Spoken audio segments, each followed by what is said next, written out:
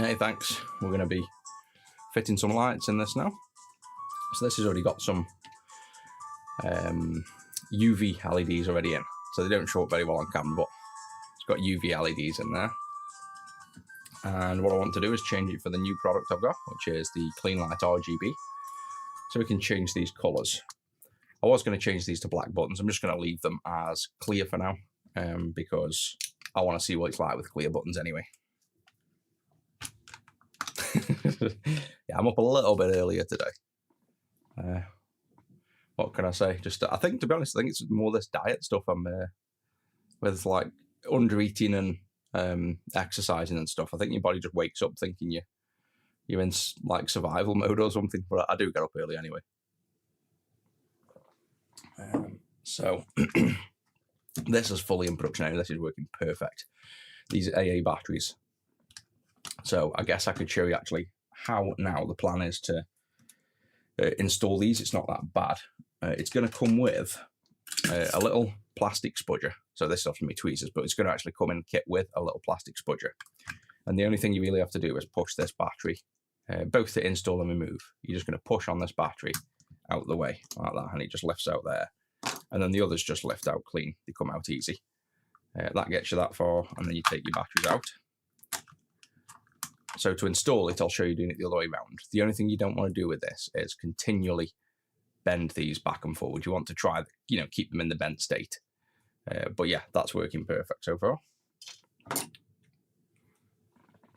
Ah, nice. Mid-afternoon in Australia, so a nice early stream's actually not that bad for you guys then. Everybody kicking off that I'm on it. Whatever time it is, I don't know what time it is, 5:30. It's not that bad. That's pretty normal. And then I've enabled Kick as well. Look at that already.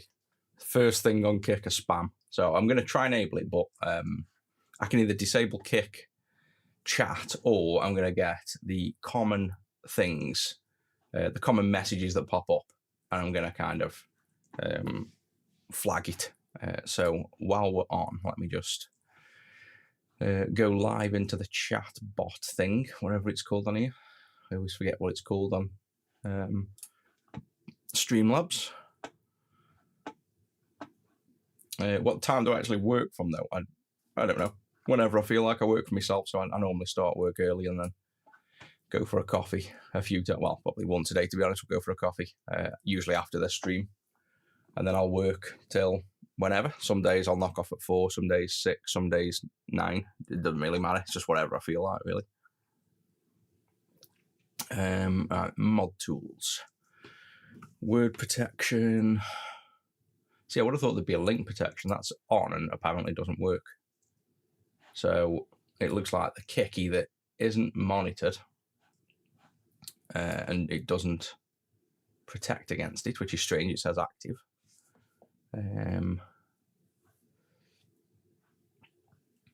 Yeah, the bot didn't pick that up, apparently. Thanks, I'm glad you're liking them.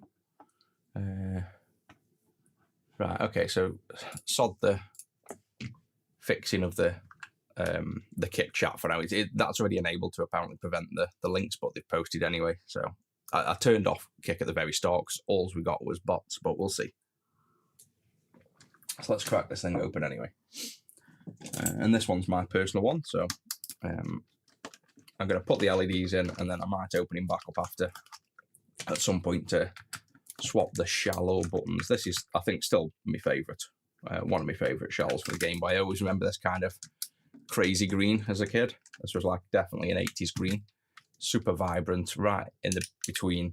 On camera that looks, well, no, the camera looks pretty accurate to be honest. It's ever so slightly more green to the eye, but it's like that perfect balance between green and yellow, I think. I don't know what they used to call it, but yeah, I have fond memories of this colour as a kid. Everything being this super glowy greeny yellow. That's why I like this kit. It all seems that my most favourite colours, this and the amber because of Jurassic Park. So the clear amber yellow are the worst selling shells. So obviously what I like is not what most people like, unfortunately. Yeah, to be honest, it's pretty much is like Mountain Dew. I haven't actually had any for a while either. I just call this clear yellow, I think, on the way. I should give it a better name, it'd probably sell better.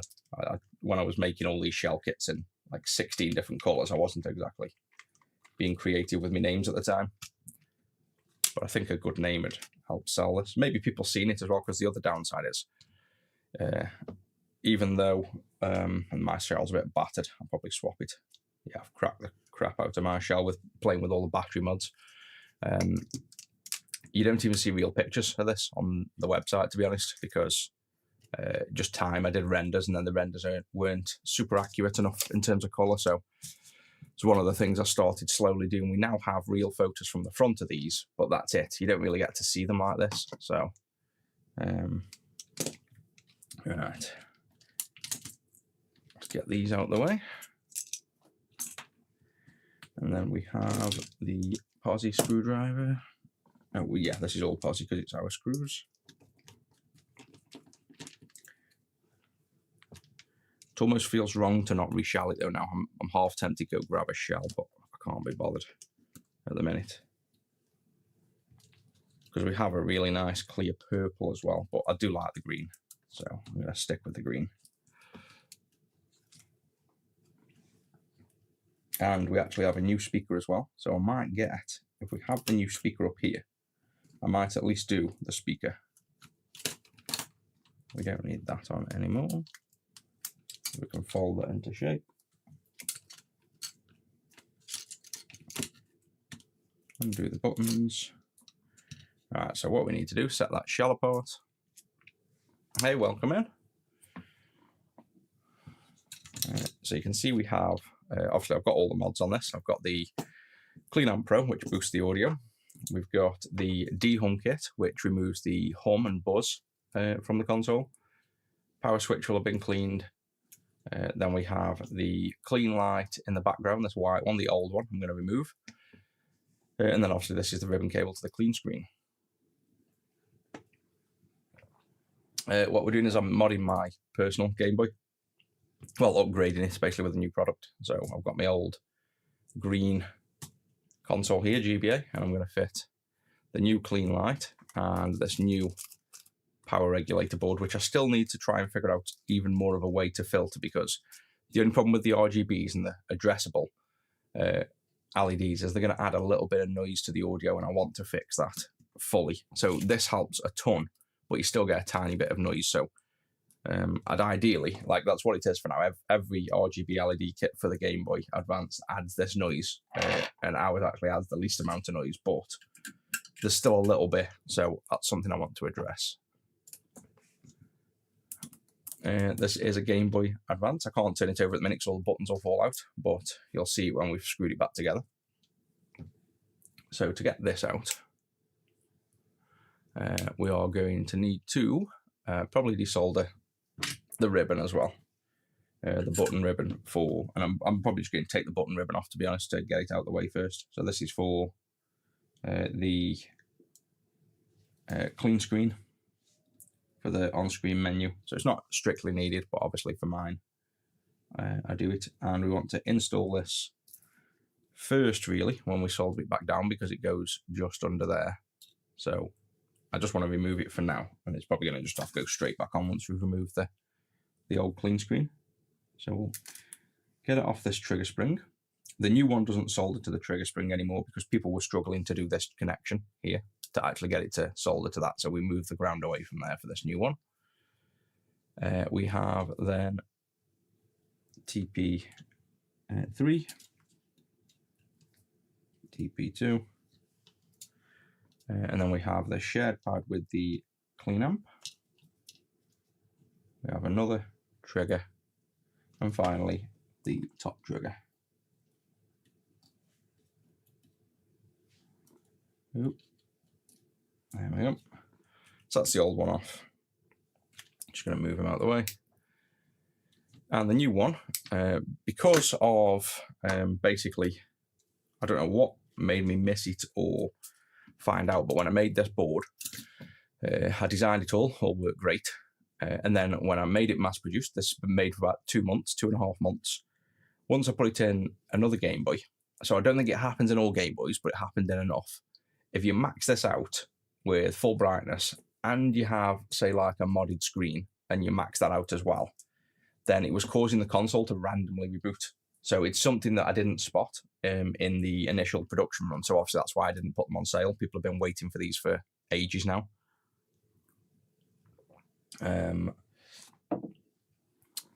Adding any mods? Yeah, we've got the clean amp already and the dehum and the clean screen, but we're just replacing the clean light for this new one. So yeah, this was basically resetting the console, and it's because the 5-volt rail from this regulator cannot handle the power at all. So what I did is, and unfortunately that just means this install is a little bit more involved than it needed to be for the first version, but that's just what it is. It'll come with this regulator, so this is effectively like a mini clean power, if you will, designed specifically for the clean light. So this will be integrated, you know, like onto here for the next revision. It'll just be built into the whole process of it. But for now, we have to, instead of soldering this 5-volt pin, so everything else is obvious, you just solder the pads where they line up.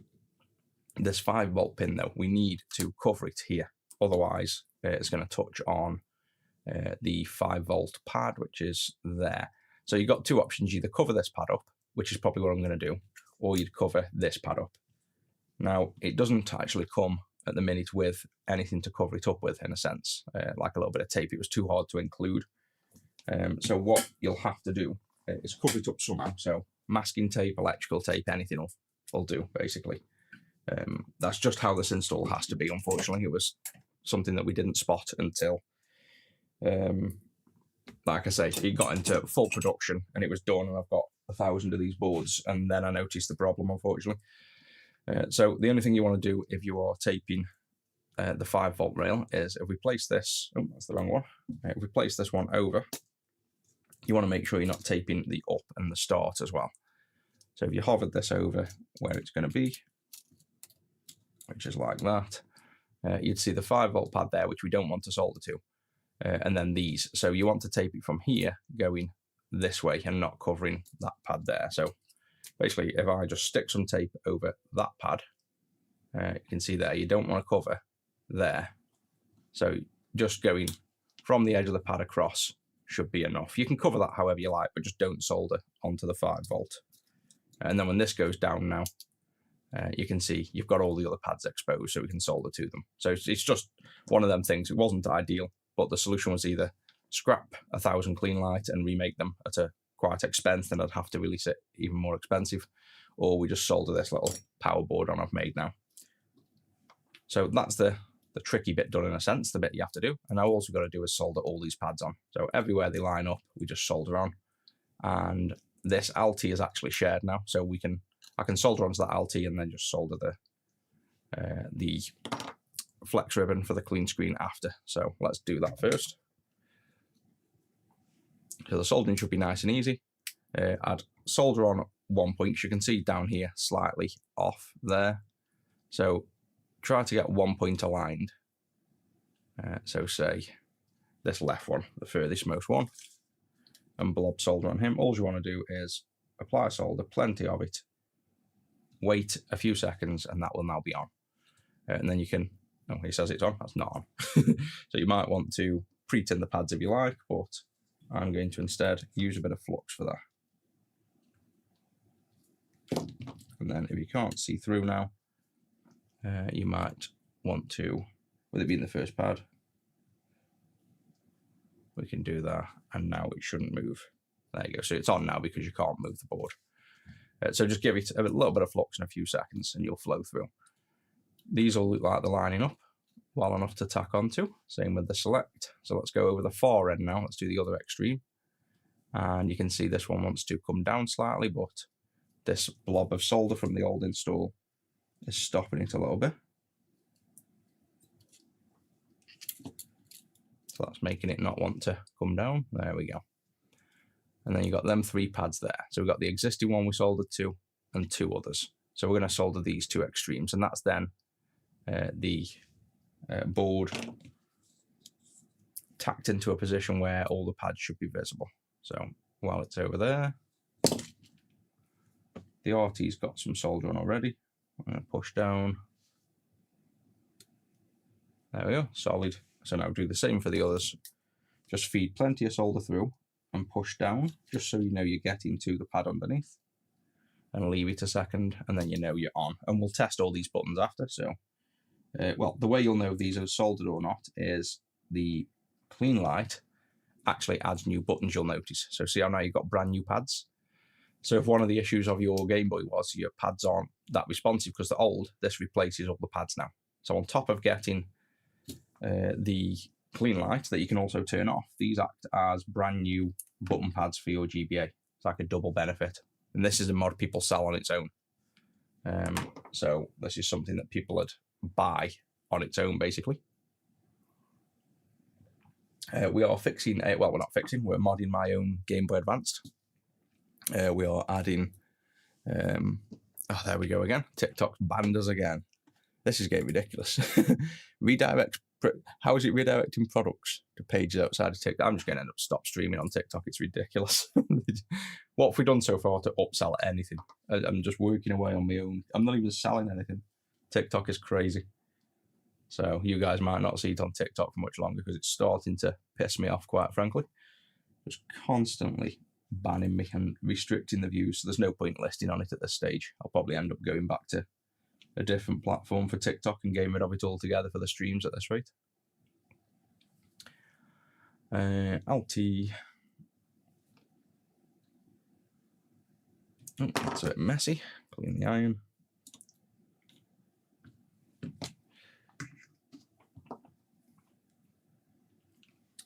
Yeah, nice and early this morning. Get a good start in. And the down button. Just having a rant about how shit TikTok is. It's literally banned me again after 15 minutes, saying I'm selling products that are outside of TikTok shop, which is, I don't even understand. I've never once in the stream told people to go and buy anything. It's just a weird platform. They just seem to complain about everything. So I'm saying I'll probably stop streaming on TikTok at this rate.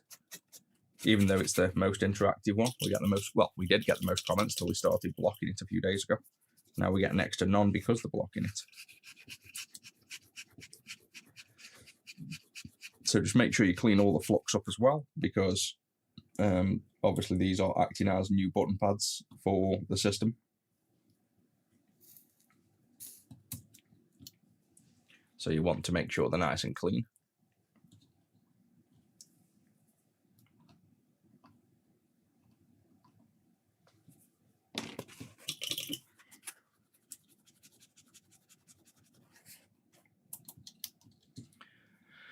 Right, have we done everything? We've got the 3 pads there. Ground pad here. Let's not forget that one. Just try not to melt the USB port as well, because that is used for potential future programming. If I release this open source or release custom, I can literally release custom files for you if you wanted custom color modes. So try not to melt that. And I think that's all on. So the only thing here is then the kit now comes with this. So we have pre-strip wires, so it's easier to use. Hopefully these aren't too thick. They might be too thick. But the idea is this is just a regulator, a tiny regulator that passes in the input from, say, down here, the ground to any ground, and the output to the 5 volts. I found a spot that worked perfect was here, I think it was. Pretty sure that was where we ended up putting it. And then these are obviously oversized, so you can either use them as is or cut them. These were meant to be cut a certain size, and they're just way oversized. So let's peel the little backing tape off. So this has a little bit of double-sided tape on the back. And you can see we've got the little logo behind there. And this is just a tiny power board that can handle like 100 milliamps, but the 100 or 200 milliamps. But that's all these pull at max power, so it's perfectly fine. And then we go down and we solder this on. And this is my first time trying this new board. I've got 500 made. I did test the board itself work though, so I know it works, but this is the first time installing the final production runs. I'm going to put black as the ground, and then we'll find the best place for the ground. So that tacks on there. You can see these wires are a bit long as well, so I'd probably recommend just trimming that end a little bit.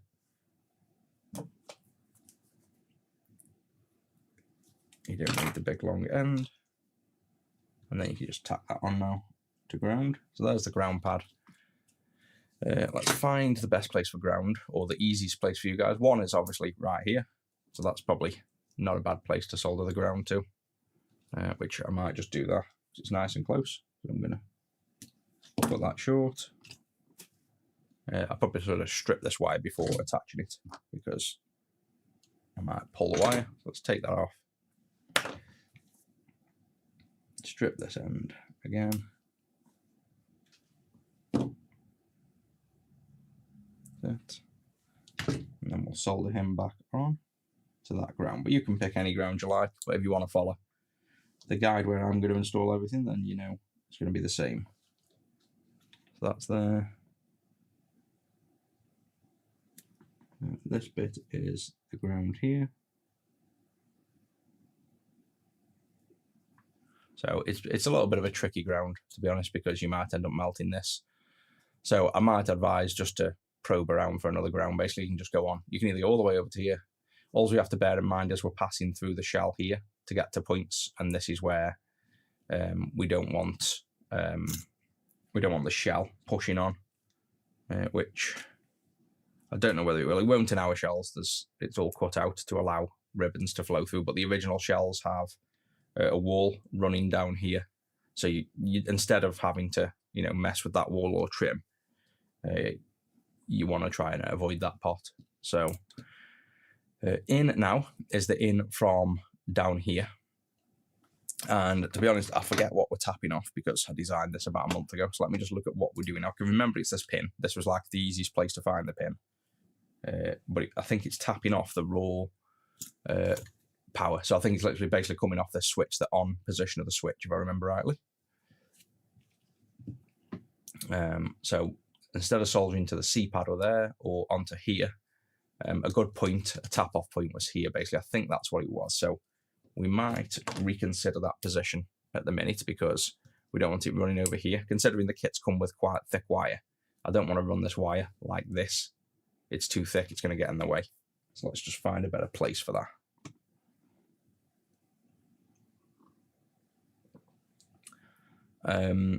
Yeah, Blackmagic is as good as well, not as good as a microscope, but good enough.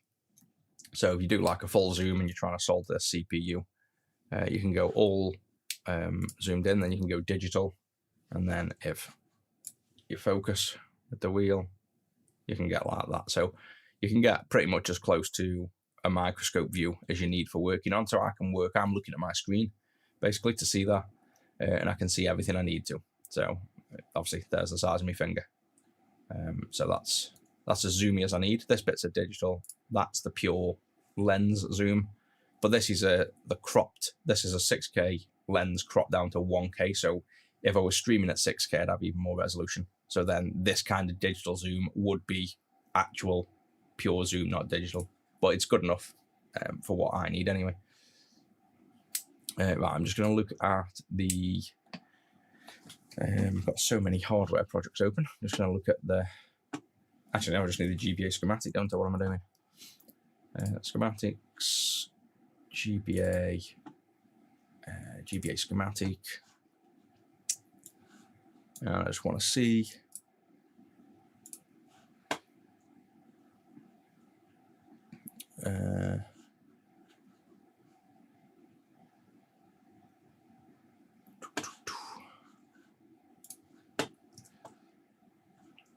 if I can find, which I can, what were we tapping off? Pin 8. The top 2, bottom 2. So yeah, that is a point that we're basically tapping off the power switch common. So there's a test pad called VN, which will be on top of here somewhere, which is probably not exposed. Unless it's down there, so that's going to be down there. I think the pad's going to be down there. I just don't like the solution is it's that or L1. Is that the other side? Oh, it's all the way over there. Yeah, and that's everything we need to tap off to is basically in this area. So we've got to get the power down here, which means we're going to be running through this. I don't want it to run through here, but we've obviously installed this already, but I install it with thin wire. I'm trying to install it with the wire that comes in the kit, just so it's the same experience you guys will get. But if you've got thinner wire, I'd recommend just using the thin wire for this one. Otherwise, you've got a thick wire here that you're going to have to run up and through. And I don't think anything pokes through this hole. I think it just rests on the hole to lock it in. So I think we can come through here between there. And then this one wants to go to the input over here. So let's try that. And as I mentioned, this will be the next version of it. This would be baked in. This was just something that we couldn't avoid because of the power issue we found on some Game Boys after mass producing the clean light. And then we discovered that some Game Boys, if you're max modding them, power off. So that will go, say, under there, tacked onto there. And then that will, if you do the right length, that's roughly where it wants to be. So the rubbers will sit around this curve and miss it, and this rubber will sit just around here. So you really want to try and get it accurately positioned so it sits between, you know, this line here, like that, but it's going to naturally want to move a bit. And then we'll put on the output now, and this output is just a regulated 5 volts that will go now back to the clean light to give the clean light its own power supply. And this keeps a bit of the noise off the system in general, but it also prevents the system from resetting due to overloading the 5 volt rail, basically. So that one wants to be a nice short one to there.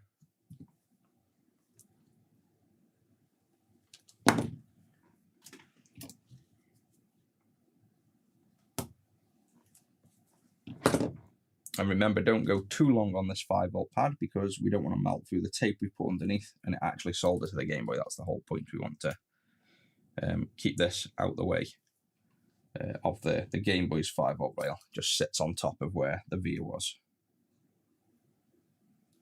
So if we then tack that down.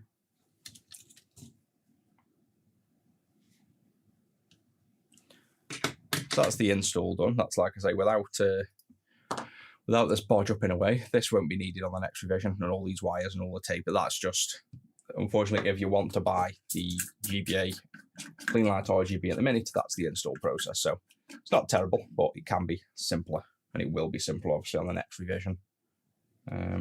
So if we've done all that right, I should have fully configurable RGB lights.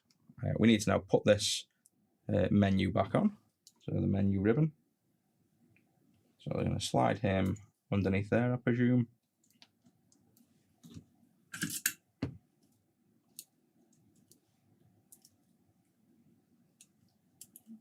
And then this will be, yep, over there. So that's not too bad. So I'd install the clean light first in this instance. Then we'll get the AL, can sit on top of this AL. So just line it up over the top, blob your iron on, and he's on. Same down here, the selector's got to select, so go onto here, blob on, he's on. And now this going over there, we can probably put this, I'd say, over the top. Like that, just so it's a bit neater. There we go. And then this goes all the way over, and this goes to RT. So RT is obviously the top one there. So that's the ribbon back on. And now we can reassemble. So that's probably, well, it shouldn't be that tricky, to be honest, thinking about it. Let's get rid of them lights. Let's go over here, and then we can play with all the colours. So this is actually the first time I've demoed this at all. This is like the production one that, like I said, sat here for months because of that issue.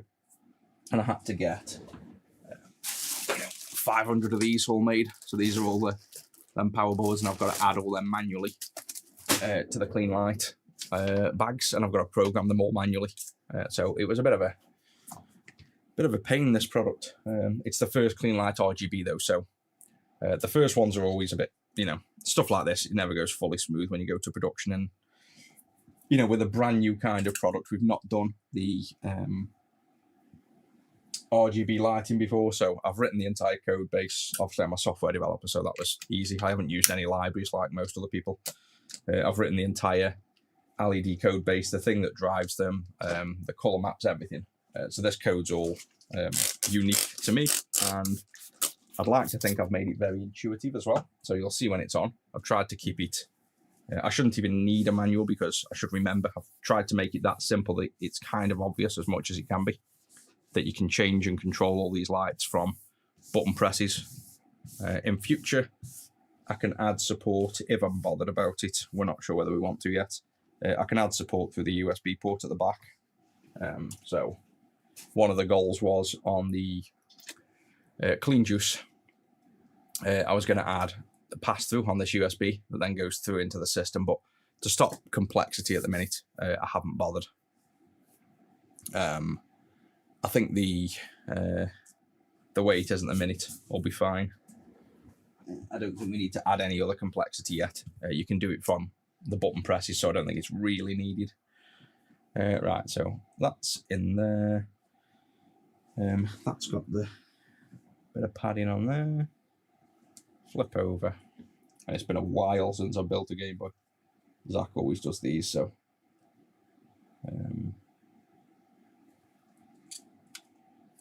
bear with me while I remember what I'm even doing.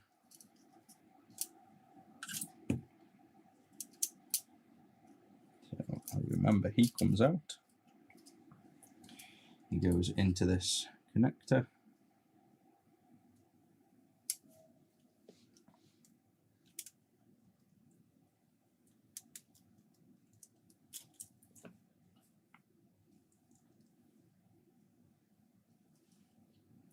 And I haven't got to put any buttons in yet, I don't know, they're all still in. Cool.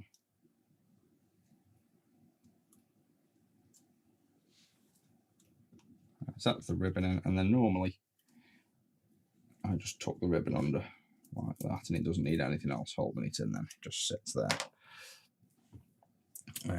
Hold this in here, get the screen plugged in.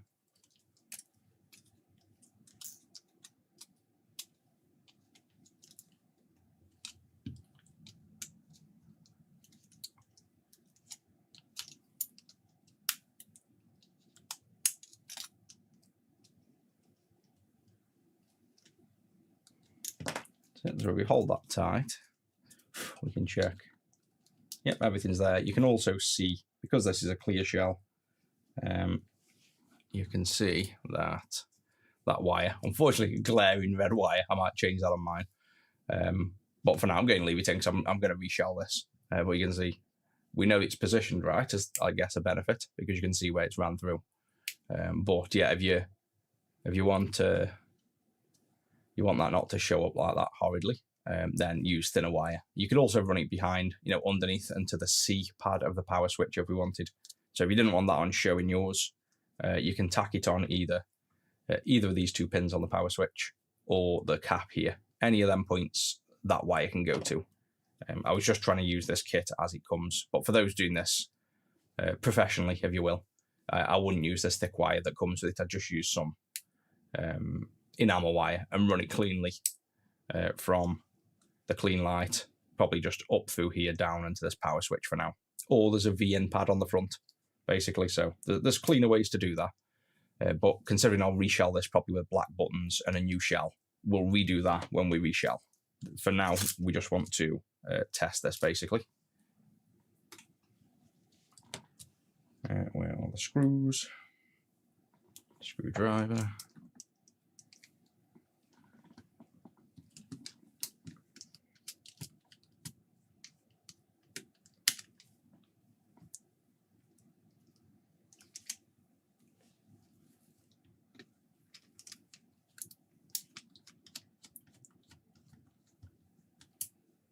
And then I'll probably make an official little write-up guide for this as well on the wiki. This is obviously just showing it off and testing it on stream before I do actually release it for sale, because it's still not out for sale yet until I've done this install and test.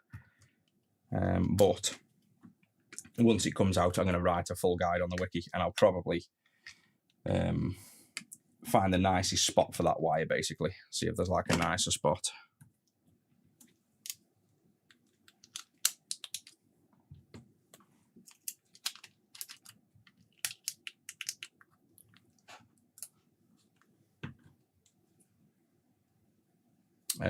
Yeah, the lights are for Game Boy Advance. You're about to see them light up these buttons. So let's get the final power switch in. Now the back on.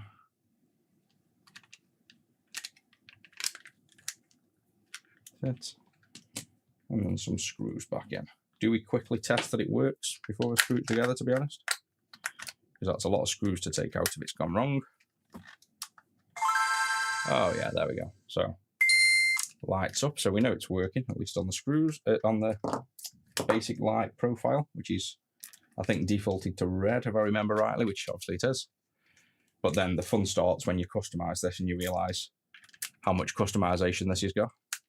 And I can obviously update the code and add features, and you guys can update the product yourself. You can just drag and drop a file from your PC to update the clean light. So this is something you can, you know, buy now and then update if you want. Hey, morning, Tom. Yeah, it's never too late to get into coding. I teach, in a sense, I teach coding. It's not exactly entry level, but I teach coding on Angel 6. There is some, to be honest, classes on there for basics. And I do, at the minute, I'm doing consulting for Avalonia. So I do a lot of videos for them while making some real world products as well. So you could always browse on there. I'm releasing a video this morning after this one. I'll be jumping onto the Angel 6 side of things and making a video there as well. So if you wanted to do coding, you can look on there. Right, so now, the problem this is going to have is, on the overhead, zoomed out max, you can see it on the horizontal, you can see the nice dirty screen, but you can't see it on the vertical, it's too zoomed in. So we're kind of limited on a view here. Let's get that cleanish. I almost want to put, what I might start putting on lenses is the oleophobic coating like phones have, to try and keep fingerprints off more. Yeah, so to show this off, where do you find the lessons? Go to youtube.com/angel6 and then go to playlists, and they're all grouped in playlists. There's tons. There's, that's a bit loud. There's playlists for years on there. I screwed this all together. We didn't actually test if it fully works. So the only thing is, like I said, I'm going to have to try and get this camera in some kind of angle so that the, there you go, that's not too bad. The light on there looks orangey, that's red, that's pure red to my eye. So that camera is not doing the colour justice, that's a deep, pure red. Let me try and turn the lights off. That's one light, there we go. See how it adjusted and it was red and then it's gone back to not red. So that's the red. Now, this should override all buttons. So the first thing I want to do is test all my buttons still work in game. And if it does, then we'll play with the lighting. You can update the code because I'll release one of these. So little USB plug that you can just plug into that connector and then plug this into your computer. So I'll sell that separate because 99% of people won't want to reprogram this, but I'll sell it for a few pounds, just that USB plug. And that'll program most of our products going forward. Right, so let me test Pokemon Works.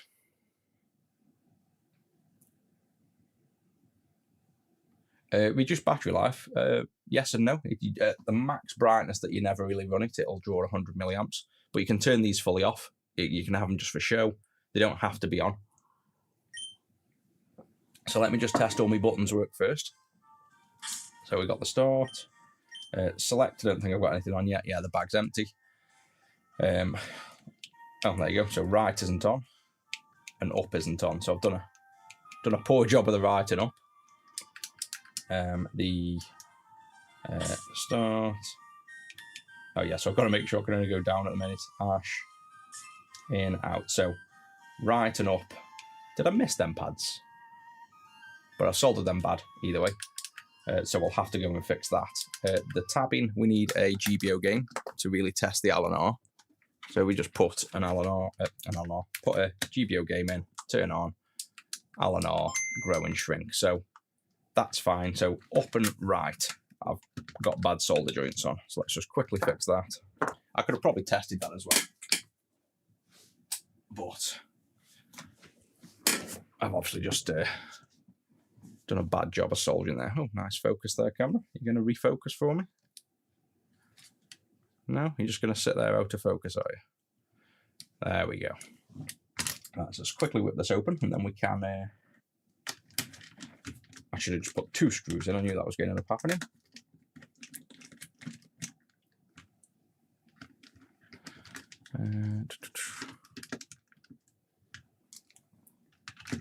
Yeah, that's no worries. Like I say, the video guides are on youtube.com/angel6, and then playlists, and I organise them all in there. Yeah, that's literally what we already do. So this is rechargeable batteries, and it has a USB-C mod. So the Clean Juice AA is just about to come out in 2 weeks, and then you plug it in, and you've got a USB hole in your battery cover. So we've already got that covered. That's already in this one. We tested that on the last stream. Right, so that's off. We've got to get these off again. See how much quicker it is the second time when you remember what you're doing. So right and up it was. I've got a strange feeling I haven't even soldered them on, you know, but we did look around, so they just must not be soldered well. And that's there. Can we leave this on? We'll flip over. Speakers stuck in. I'm going to redo them speaker wise as well, because with all of the pulling on these speakers, I know they end up getting fragile when you open and close. I do remember that from working on them semi-regular. Yeah, the shell colour is one of my favourites. It's if you go to retro6.co.uk and then mods and something. It's called mods and something there. Third option. And then go to Game Boy Advanced and then shells. There's like a single listing for all the shells. And that's where you find it. It's the clear yellow, it's called. Right, so up and right. They both look okay. Nothing wrong with them, but they obviously... Oh. It's just, it might be a dirty rubber pad. Look at that. Is it coincidental that they've got... Like, what is that? What's happened to the rubber? Did I just put the rubber in slanted? I think, yeah, the rubber's just slanted. I think, look how far off it is and how dirty it is. How has that got dirty just sitting in my console? This isn't even an old rubber. So, let's clean the rubber pad. Wow, yeah. Don't know how that got so dirty so quick, so I've just rubbed that clean a little bit. I'll reflow the pins, but I'm 99% sure them pins were fine. It was just the rubber pad, and it's probably this fat wire. So I'll tell you what, this is how you can install it with the wire here. But the other option is use your own wire, so it's thinner, which is what I'm going to do. But the kit comes with wire if you haven't got wire. It's just, I did tell the factory to give me 28 AWG wire, which they've done, but they've given me a frigging 4mm thick insulation, which I suppose I didn't specify not to do that, but I was expecting it come like, you know, super thin wire. So if we do this now, we could have that wire going there. We could just wrap it round. So we'll go down here, wrap it under, and then let's just go to the power switch. So this is your other option.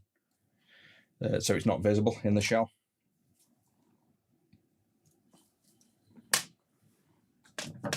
And then that was probably what was causing me to push the rubber over by mistake when I've installed it. I probably haven't noticed. You should be able to still install it with the wire there, but it's probably naturally nudged that rubber over and I wasn't paying attention. I'll tack onto this cap actually, it's a bit easier. Yeah, I mean, I think that's more of a quality issue. I'm going to confirm with the factory that, double check the quality of that rubber, because I think they, at this stage, I mean, I've had this console a while, so this is probably 5-6 years old, but I'm sure these were our rubbers back then. We now make all our own products, so maybe these are old rubbers that aren't ours. But yeah, I wouldn't have expected that to go like that so soon. All right, so we've got that on there. That's now just out the way. The wire's that thin, you don't really have to worry about where this is going to go or get trapped, because it won't really catch on anything that's that thin. So I'm just going to leave it as is. Clean that goop off. But that gives us a visual indicator of what the problem was. I'm not going to reflow them pins because I do think it was just the rubber. So let's see if my soldering was good, because I trust that the soldering was fine.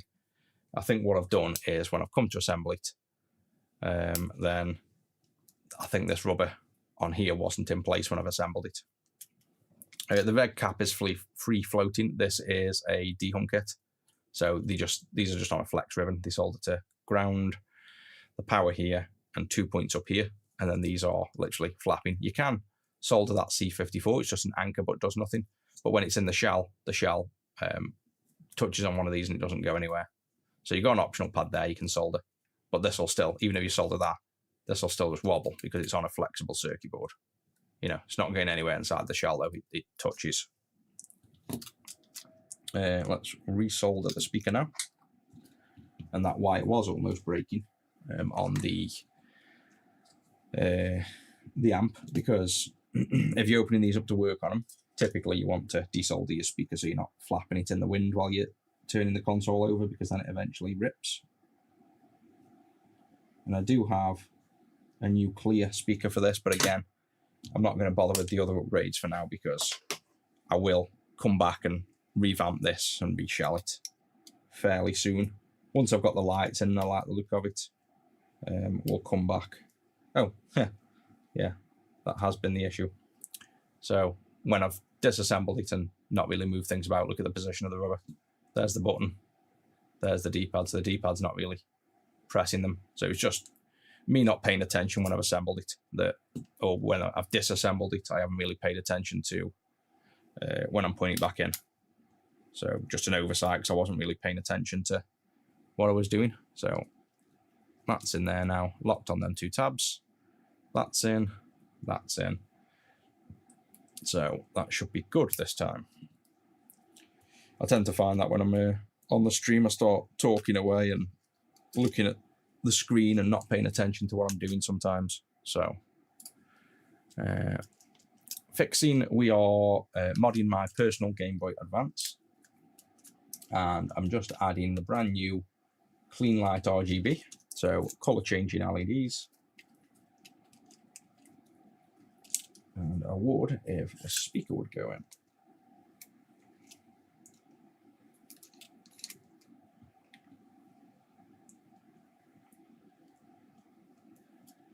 Keeps catching on the sticky tape before it's in the position it needs to be in. Alright, so that D-pad's in fine. You know, I did actually think the D-pad felt a little bit weird when I was screwing it down, to be honest. Right, that's in there. Let's get a couple of screws in to hold this in place a minute. Realise that camera's still zoomed in as well. And this time we will just hold it together to test the buttons, maybe, so I don't have to keep screwing and unscrewing everything if something else is wrong. But it looks like it was just an assembly issue, to be honest.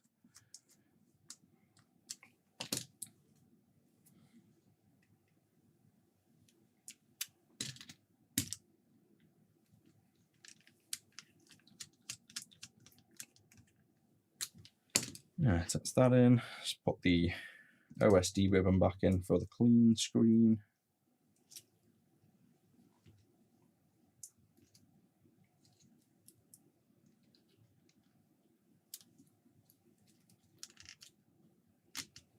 Put the actual clean screen ribbon back in. otherwise we won't be seeing anything on screen.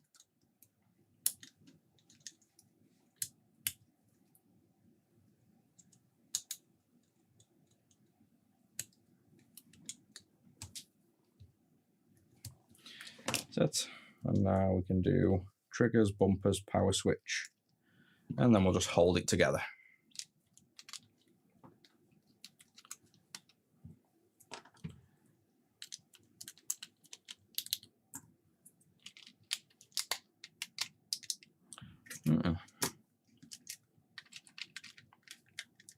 Tip all them screws out the back a minute.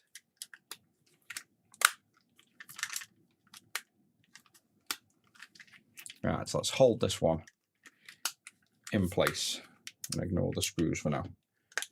And let's just check that all them buttons work. Oh, this is going to be annoying holding it together when it's trying to fall apart. Oh, no, of course not. Now I've messed up the clean screen ribbon.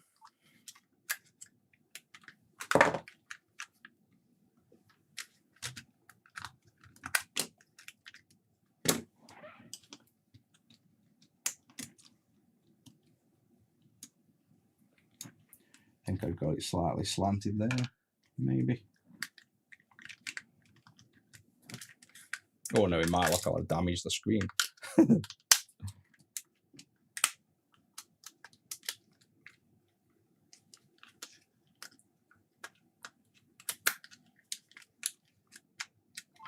There we go. Yeah, I just slanted the ribbon slightly. That's for trying to hold it together and not screw it together. But if we can just get into game now to prove that this up and right issue's fixed, we'll screw it together.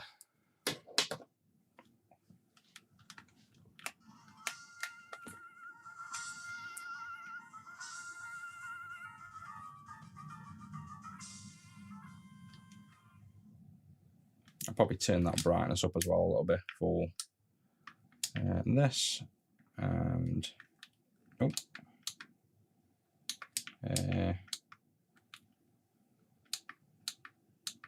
yeah, using this without screwing it together is a pain. Everything wants to move. Let's turn the pixel grid off as well, just for visual. Wait for the screen to go off. I don't think the screen is going to go off because of the ribbons not being installed, maybe. Or if we got one of the ribbons not working. Oh, let's first test. Yeah, so typical, the up and right are likely going to be the solder pads. So that's why we didn't screw it together.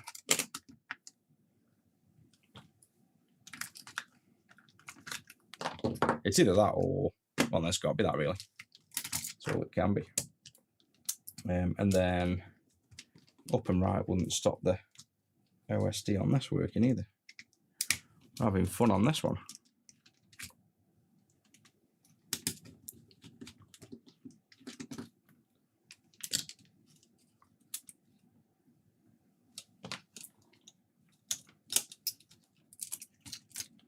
So flip him over. Let's just re-blob solder on the up and right then. Push down while I'm soldering. Wait for that go up to temp.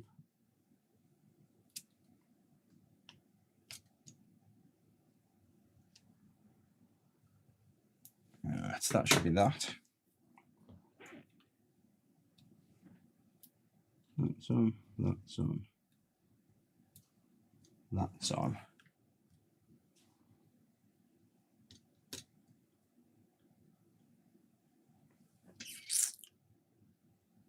Yeah, that should be fine. Don't think there's anything else I'm missing.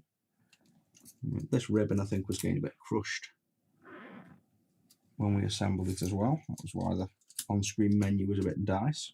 It's been opened up that many times with it being mine, we might have to swap the button ribbon around after. So does this work? I'm not even going to put screws in the PCB for now then, because we don't want to keep screwing and unscrewing this to test the buttons. Let's just make sure that's on. So it just looks like I hadn't soldered them on, as well as the fact I think the D-pad was tilted. So let's just leave that all fully as is. I don't need the triggers, so I'm not even going to put the bumpers in for now. Let's just literally power up and see if those up and right now work. That's what we're going to do.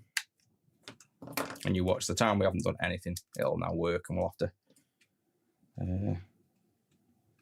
disassemble it. We also got the speaker wire snapped off with pulling. Yep, so I've got to fix that. Go into here. No, what the? I don't understand that. That's bizarre. The up is definitely not working. Okay, we'll bench power this because something strange is going on. Definitely something out the ordinary is going on with this. Either that or we've got a bad clean light. But this is the first one out of the production run, so it shouldn't be bad. Be a little bit concerning if it is, because the thing is the actually no, it can't even be that because the pass-throughs, they just pass through the board. So yeah, the speaker is going for now because that gets in the way. It's come off that pad anyway. This is what you get for trying to ignore parts and rush it through.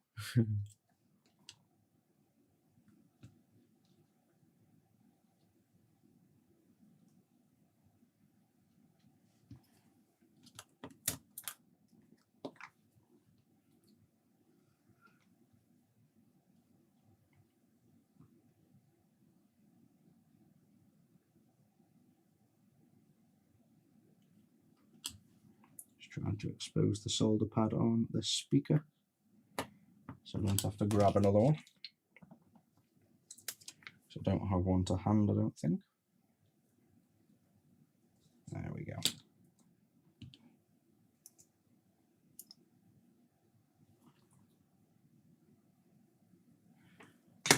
That's the speaker ready to put back on whenever.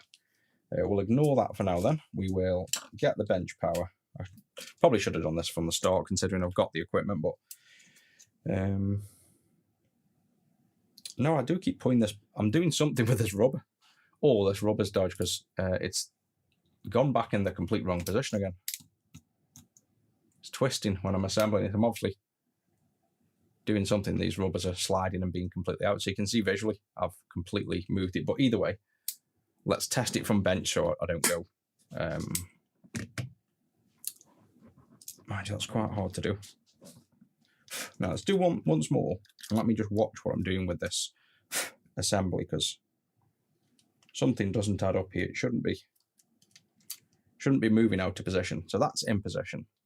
The up and right are there, but you can see it's clearly out of position there. And I know these are in position because I've drawn over the pads, and we've installed multiple of these, so it's not like they're actually physically in the wrong position. But which way is it there? I don't think you'll see them dots on the screen, will you? Yeah, it's moved again already when I've taken it out. I think this rubber's just slipping, so that was already twisted like that. But then when it's in the shell, it won't twist. So I guess first thing, put the rubbers over. Which way is it? That way. This is the front, so you flip over, that's left. So it goes on like this, goes over there and over there. So you can see if we line it up properly, it should be over the buttons fine, like that. So they should be covering the buttons and pressing. So if something is slipping, then it's going to be out. We should almost be able to see. We could assemble it without the D-pad and press through, I guess, as one quick way of testing this. So put this in, and then we can visibly see that nothing's twisted.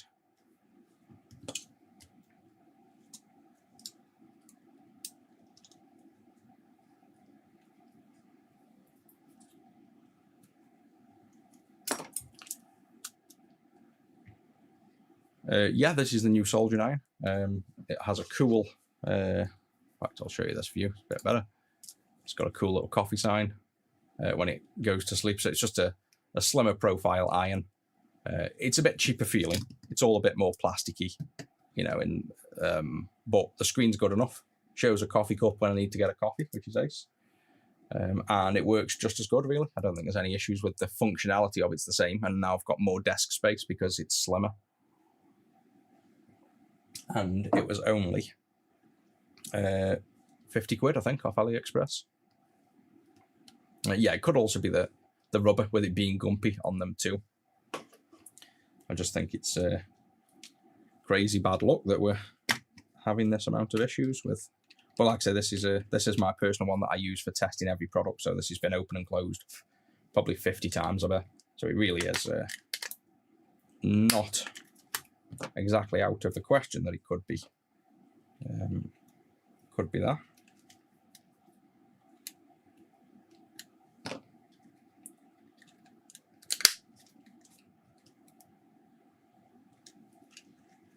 Right, so no sound, no game, no power switch. There we go. We can see that's lined up to me. So we can see the pads are lined up there. So now we can go into the game. This menu ribbon is not plugged in, so that's going to show up because the ribbon's not in, basically, so you can ignore that. So now we can go, we can go left. See, now right isn't working. Up isn't working. Down is. So is the rubber bad? Let's just get rid of this rubber. Come on, get out.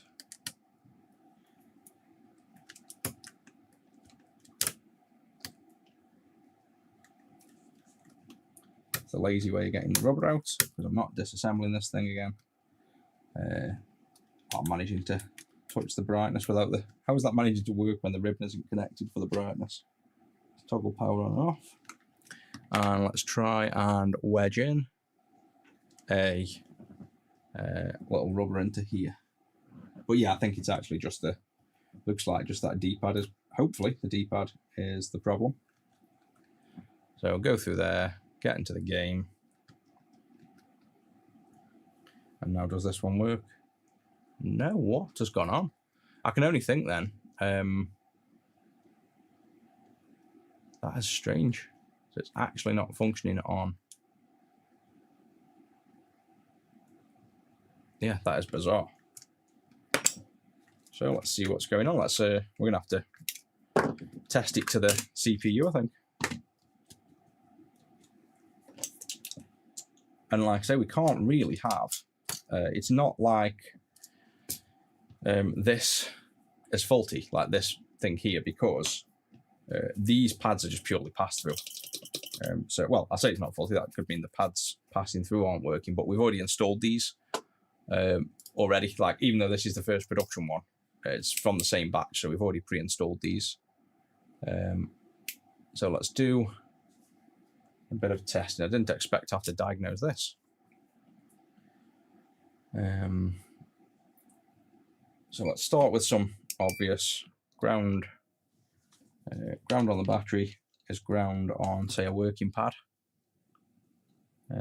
Yeah, the up and right, it's not the dirt, that's the, well, it is dirt, it's coming off this carbon pad. Every time we're pressing, it's leaving a gunk, so we need to replace it. But that wouldn't stop it working when we pass through. So you've got the ground, ground, ground, ground. And now the left on here obviously goes to the left here. Sorry, the left here goes to the left, the down to the down, the up to the up, the right to the right. And then these should go, so let's start with a working one, a down, should go to the CPU somewhere. You bet it's going to be under there. So down is somewhere under there. Right should be as well. And the right is not.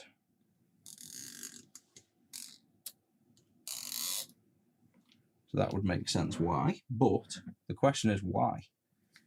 Is this slanted and those solder pads aren't good, and all along it was what we originally thought it might be, which is the soldering I've done just not been hitting them pads. So to see, let's just desolder wick them off and see if we can see maybe they aren't lined up with the pads. Again, that'll just be me not paying attention, if so, to the pads being lined up. Wow, can't get the solder wick out. Jeez. There we go.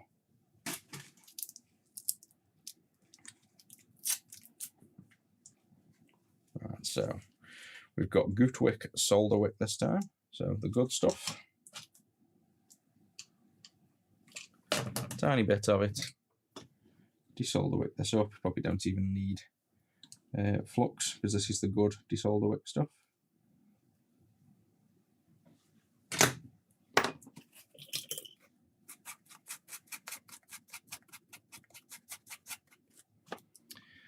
No, the pads are there, they're just not soldered. They're still gold. So even though I put all that on, we didn't put flux on, did we? So it might be worth, for people, because that looks like it's fairly easy to do, pre-tinning the pads underneath, so you know they've got solder on, but it is literally just a case of not soldered. So I suppose the check you can also do is the check I showed here. It's not that hard to do. I was just being overconfident because I say Game Boys are easy to work on, so it's purposely showing me up.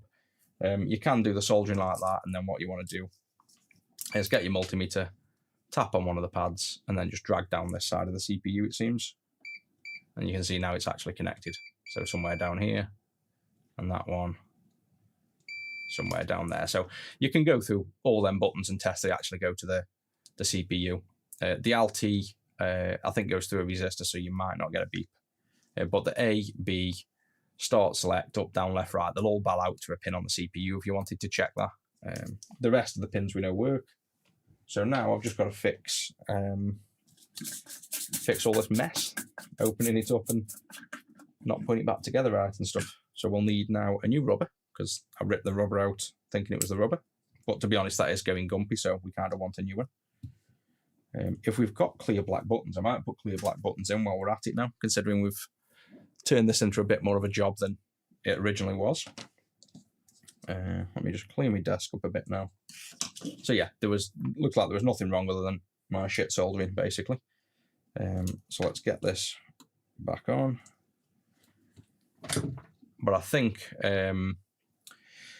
tinning them and flux, and I was just being, like I say, basically it's laziness. It's thinking a job's nice and easy because you do more advanced stuff, and when you cut corners like that, it shows you up on stream, doesn't it, basically? So it just proves the confidence is the downfall of most people.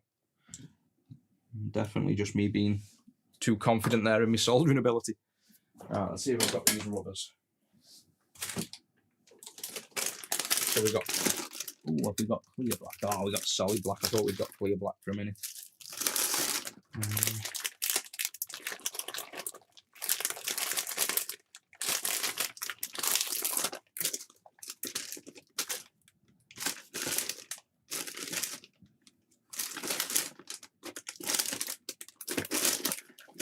No, so I've got the rubbers. I haven't got, I don't think, any clear black. I don't know why we've got solid black buttons and not clear black up here. Yeah, they're solid black. Come on, I just need one set of clear black. I want to put clear black in now I'm doing this.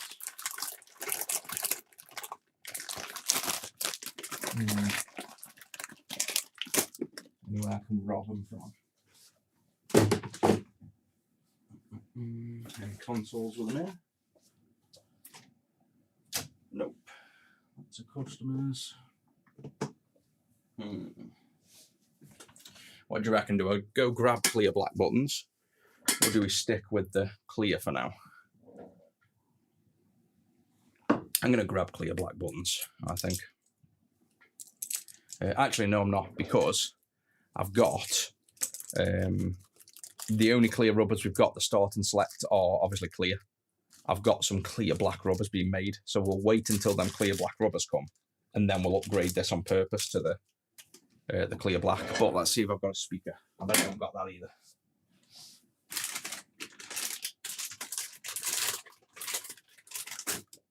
Oh, we might have.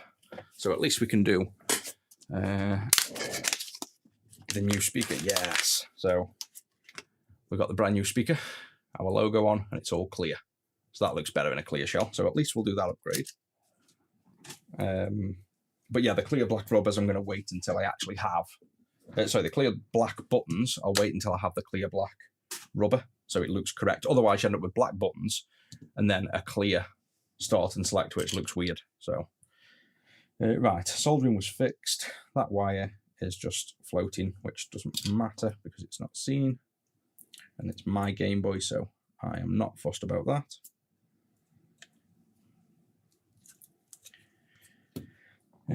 That's back on. This was giving us grief as well, this on-screen menu. But I think that was probably just because it was floating. So let's presume that's not going to be a problem. And let's get a brand new rubber in.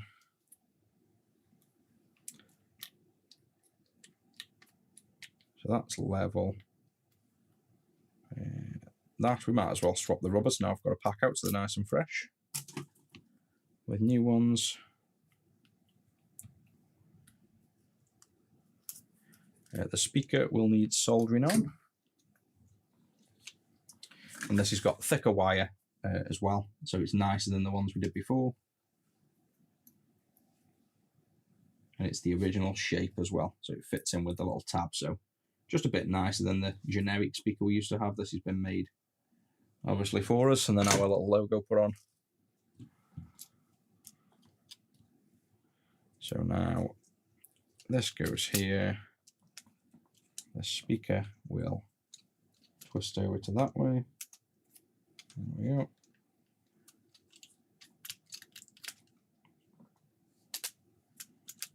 And if all goes well,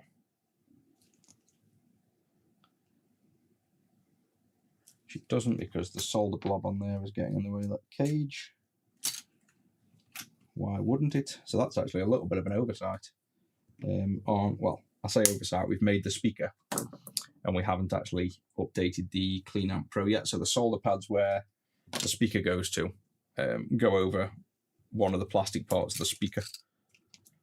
So you've either got to solder them a bit flatter than I've done them, or I've just trimmed the plastic for now. Again, this is my own one, so I can do anything on this. I'm not really that fussed.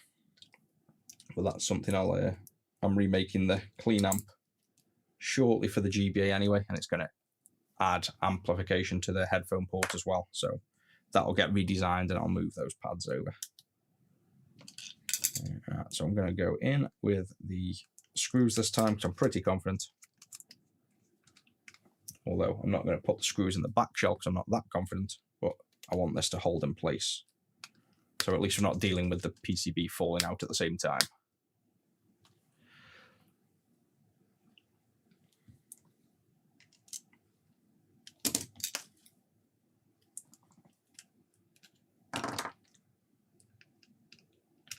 This was meant to be a 5-minute job as well to show it off.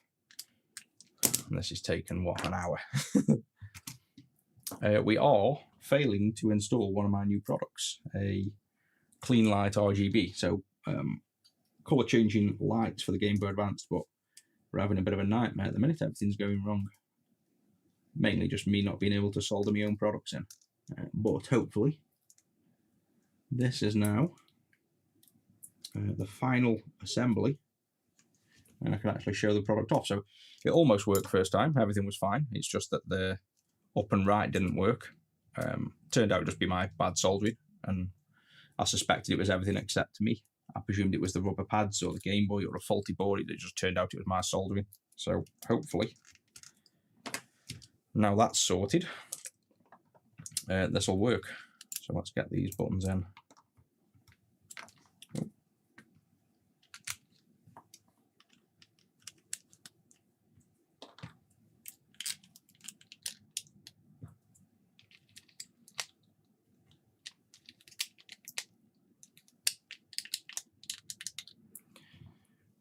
This on, and there we go. That also feels like it closes better this time, which is because I've taken my time a little bit. Right then, Are we going to actually be disappointed again, or are we going to work? So let's get this zoomed in a little bit so you guys can see. Why is that one? Oh, there you go. I'm wondering what's going on with the vertical. Alright, so does the OSD work? I don't know whether I want to disappoint myself and find out this doesn't work. I'm going to ignore that for now. The AL on the clean screen has now come off or not working, but the game works. So I'm going to ignore the clean screen not working for now. We're going to get past that, and I'm not opening this thing up again for now. Let's test if the clean light works. Jeez, get there in a minute. I wanted to turn the brightness up for you, but you can screw that now. New speaker works at least. Right, can we move? Yes, there we go. So turns out you just have to solder correctly. So we've got up, down, left, right, start, select. Obviously we know A and B works because we've come in and out this menu. So let's ignore, yes, it could be the flex ribbon under here, or it could be the solder pad. It's more than likely that the flex ribbon isn't taped in, so the slight twist and it doesn't get the signal, I'm hoping, but we've seen that working before, but I'll figure that one out after. I'm ignoring that for now because I want to show you these lights. So let's turn that volume down. Turn that light off. And now, let me show you what we were meant to be seeing ages ago. So if this works now, what we can do, there's a good position like that. If you hold start and select for 2 seconds, you can see now the select pulses. So this is, if you see select pulsing, turn that right down. If you see the select pulsing, that means you're now in the customization menu. So what you can do is left and right will cycle between color modes. And that is, I wonder if I can tell that camera not to. This is the problem when you're filming lights.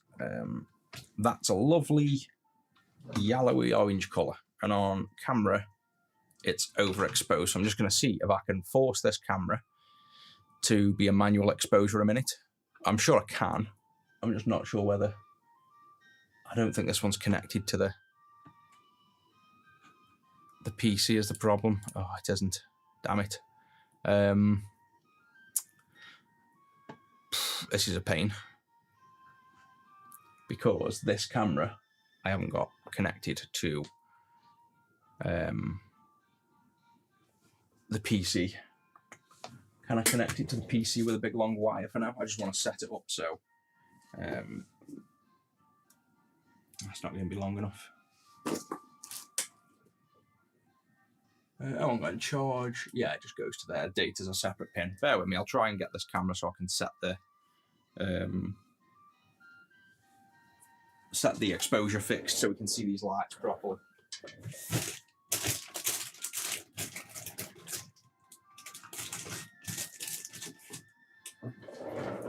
Right, this should hopefully be good enough. Or long enough, should I say. The things you do.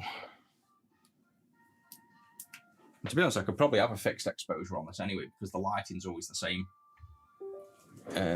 on this setup. So I might set it up and then... actually, I can't because when you turn the lights on and off, it wouldn't work. Right, so we're now in here. Let's prove if I'm in here by moving this about. Yeah, so now I'm controlling it with a PC. Where are we then? So autofocus, focus mode, manual zoom.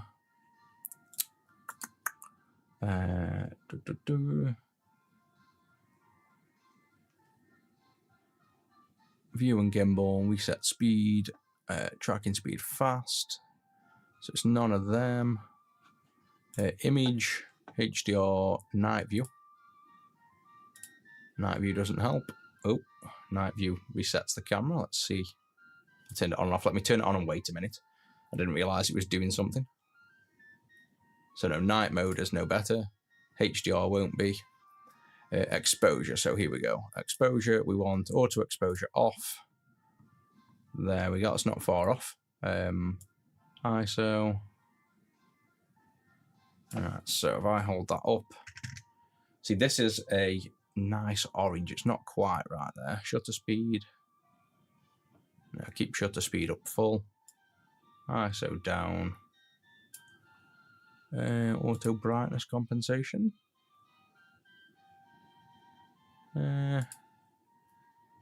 Close-ish. Right, let's now mess with the auto balance. I'm going to have to set all this back up after. Custom white balance. Right, let's see if I can get this looking like it does. So that's way off. It's like a yellowy. Almost yellowy, so none of them really capture that colour. I mean, that's nice. If we go between another mode, for example, that is pure yellow. So that's quite a way off colour-wise. I think it needs to be... Actually, I'll tell you what, let's turn the lights on. And let's see... No, there's no way. We've got to leave the lights off. There's definitely no way we're doing it with the lights on. So auto... See, that's not far, but it's not that yellowy. Green, that's way off. So yeah, this camera just can't get the colour. Let's see if I can tweak the colours more. Custom brightness. I'm so screwing this camera up when we come to do anything else with it. Right, so brightness down there. What is going on with the sharpness? Have I like got over sharpness on? Right, we're getting somewhere. So where's that gone? We're not far off visually where we're at. So can I now put white balances back to auto? Can exposure be auto? No, can it, bugger? Well, it can. I could probably leave exposure auto and compensate down. Yeah, there we go. So that's a little less messing with all the settings then. So the only thing I've done is a custom image profile. Let's go back to the other colours then. That's a little bit reddy. So actually still pulling this way a bit then.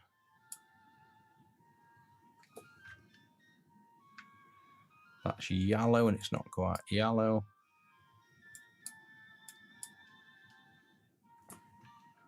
Green, right, it's close enough. So that's what we'll run with for now. So you can't really see much else, but in order to see the lights, and that's the important part, we have obviously this setup to show the lights where they are. Looks like the L button, there's something wrong with the L button because the L is also off on this LED. So let me just turn on and off and see. Yeah, so there's nothing wrong with pressing the L, but oh great, the camera's lost focus now. Let me just go back to, there we go, it's focused. I probably with bending this board broke that LED, so ignore the LED not being on there either. So if we go into the menu, you've got now the color profiles. So you go left and right is nice and easy. And you go between your colors. So this is changing all your colors up. These are default profiles, but I've put loads of different profiles in. That one is pure green, by the way, so that's not what it's showing here. That's more like a pure green, which some colors show. I think that's just the nature of this. Oh, that's nice. That is actually that looks almost exactly what I'm seeing as well. That almost looks like glow in the dark, but that's like a mild pastel blue. I've put lots of pastel colors in this, so ignoring that what you see is not exactly gonna be what you see on screen. These colors to the eye are quite different. That's almost pure white and it's showing a bit pinky. That's color mode, so you've got blue one side, red the other, ignoring that we've got a damaged LED up there. That's a rainbow mode. And then I think that's it, and then it goes back to there. So there's your preset color modes that you can go through. So if we left it on colors, you can do up and down. So left and right is pretty obvious. You're moving between color modes. Up and down is brightness, which again, to me is obvious. So you can go all the way off and not even have them on. This will still flash to save in the menu, but when you come out the menu, that'll go off. So you can go up and down on your brightness. So let's go to it's like a nice level of brightness there visually. That shows the colours off better now. And then if you want to save that, you just hold the select to come out the menu, and then it stops bleeping. And now this is your colour mode. So if you go back in though, You can also press, I think if it's RT, is it? Or Alt? Oh, I could press Alt if it was working. Or I might not have enabled it in this mode. I've enabled so you can have reactive button presses, so that when you press a button, it changes colour, which I think was, I could have sworn it was LT, but we've obviously got issues with the, actually, let me just do something else. There's holding A, I believe it is, will get you into custom everything mode. Is it A? This might not have the latest code on, because that should get you into there. B should cancel out and reset everything. So if we turn on and off now, that should reset back to red. Yeah, so going in the menu, B, holding B resets, and the one thing that should be working is holding A. So holding A should get us into the custom color mode menu. So we've got a sneaky suspicion this isn't the latest version. So I might have to still work on this. There's still, let me see. Let's just reflash it, because that should work. And let's see what this camera's like now with, I think, going to standard mode. Lights back on. Does that now work okay? So I've got to put in not only the standard mode, I need to remove the compensation. I could do it trying to save that as like an option so I can press a button. Wonder if I can do that on the remote.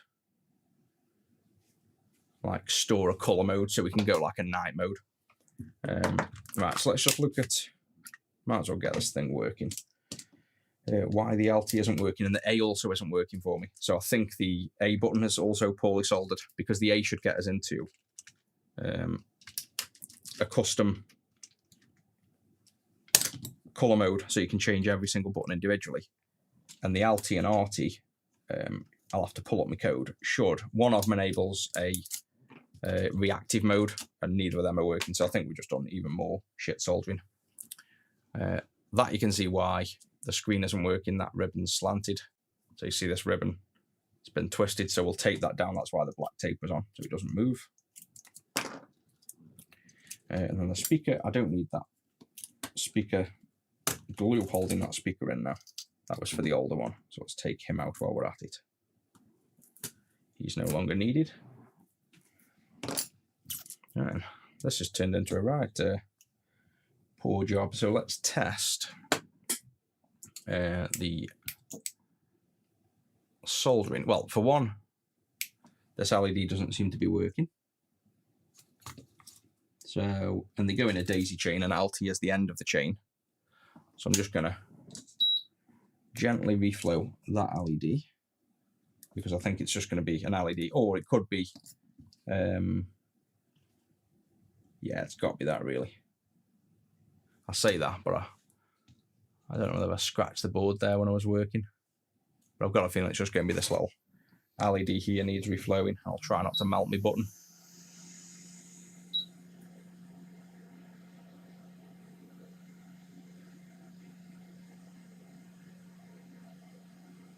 This should be the perfect guide of how not to install this product. How many mistakes have we got in this that should have been a really simple install? Right, he's reflowed, so that LED's on. The LT is on, but I'm just going to open the schematic and check where we check continuity, because I clearly need to check all my soldering because I'm doing a terrible job. So let's look at where are the buttons. LT will go, I should have basically a, oh, it's a 15 ohm resistor, so we should actually ball out to the CPU, I think. So if we turn on the multimeter and we do the same thing for LT, we should have one of these pins. Yeah, you're not wrong. I think we can merge all these mods into one kit, to be honest.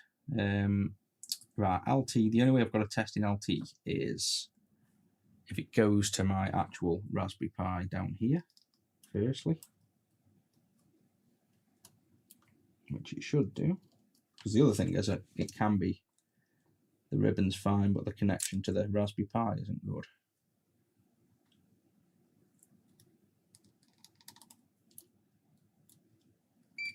Yeah, so it goes to my Raspberry Pi, so that's fine. So now, does that Alt go to the CPU? And I think it was pin 119, wherever that is. I think that's still down here with the rest. I think all the buttons go down onto here, and I think it's a 15. Yeah, so that's good. So if that isn't working, oh, I know what it could have been. It could have been this Alt ribbon not being in right. Oh, it was. This Alt ribbon was twisted here and permanently pressing the button.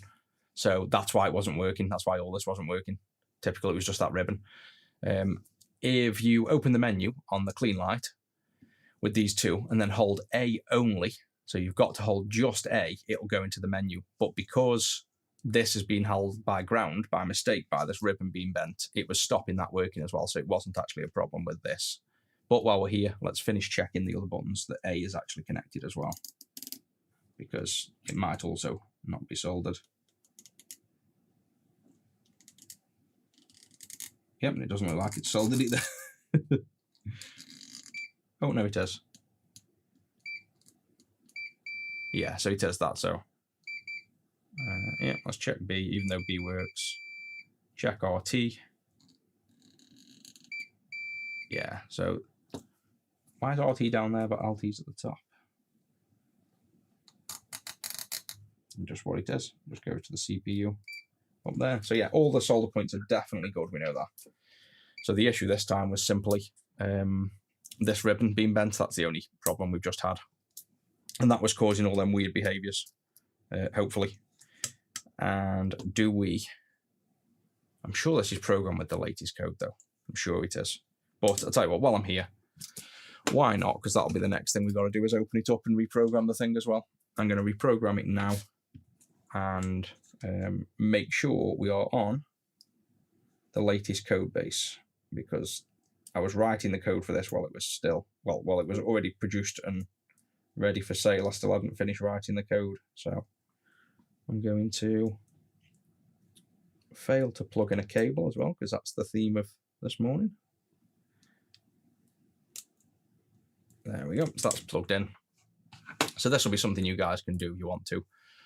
I'll sell this little flexi board. This plugs into the PC now. So I'm going to have to disconnect the camera a minute. Plug in another cable. In fact, I should have just unplugged it from the camera.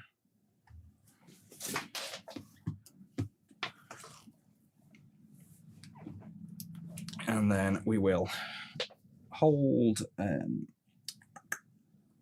boot when we plug in, and we should get a pop-up on the screen.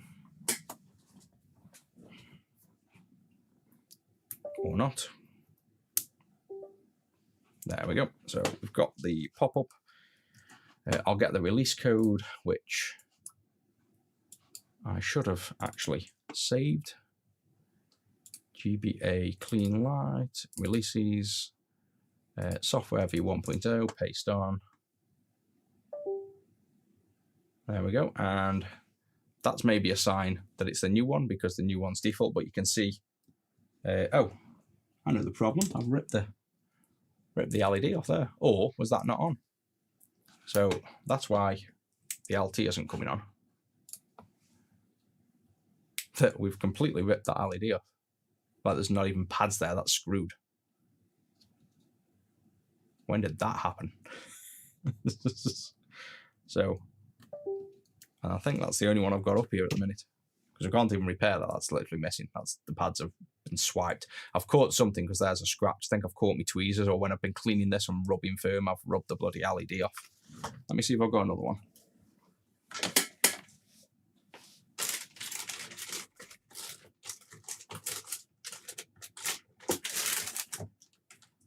Nope. So I'll go grab another one, because there's none here and we can't really assemble that with that on. So let's try that again.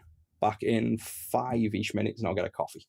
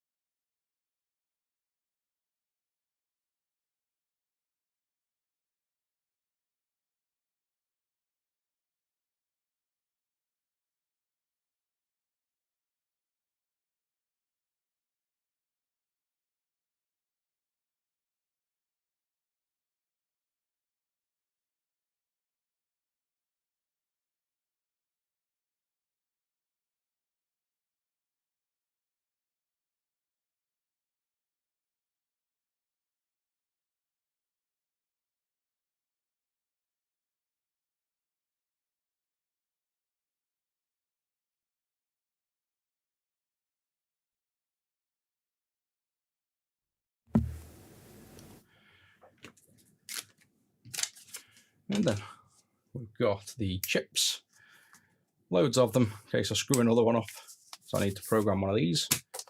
Got a coffee because I clearly need it.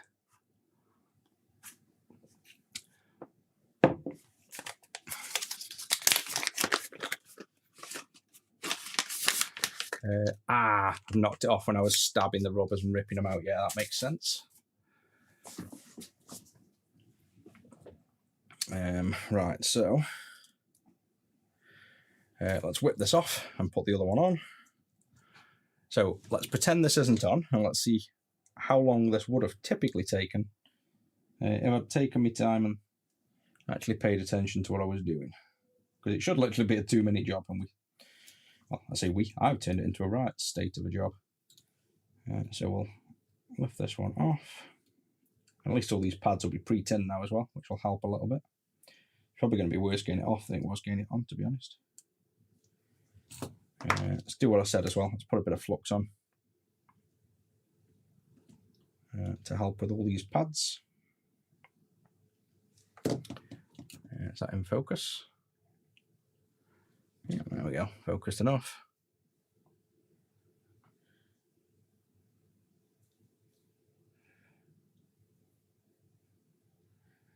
That one's... Oh, I'm half tempted to hot air this damn thing off.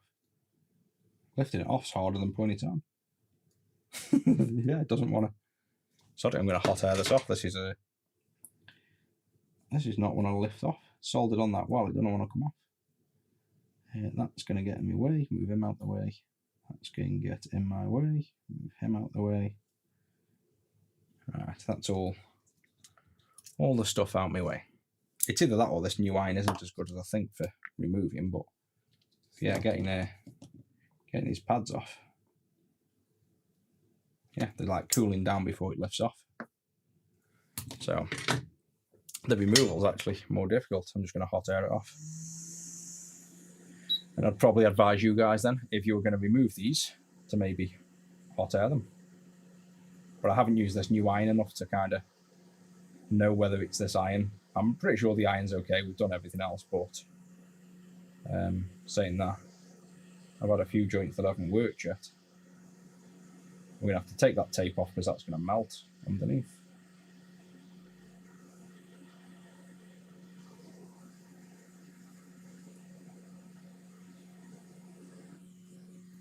The ground we can use an iron on. This will be the same, hot air this side off.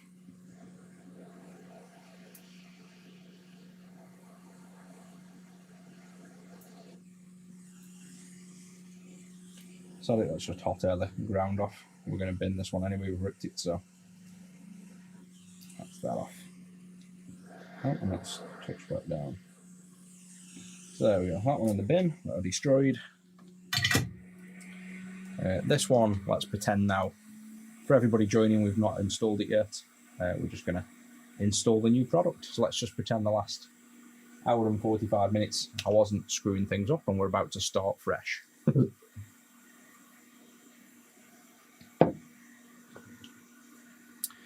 Right then, so we've installed this, which is the only extra step. We've stuck it down and attached a few wires and stripped it. So that's like saves a bit of time. But let's now get the new one.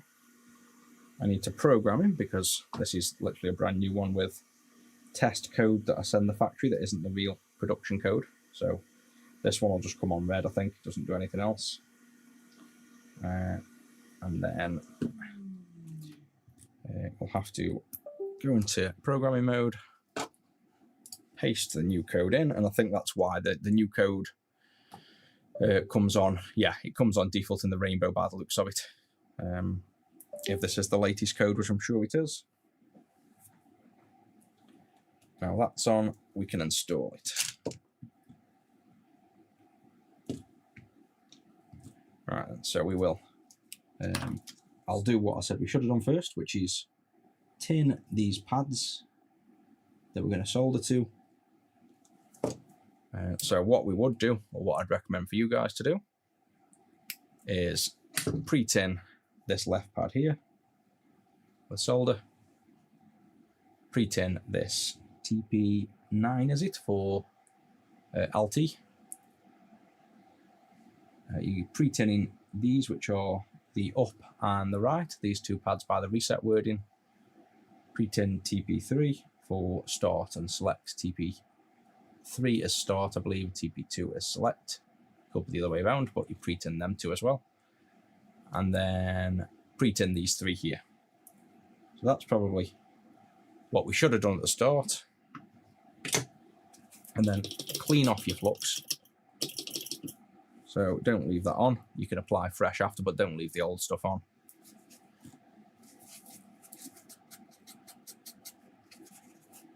Right, so that's how we should have started the job.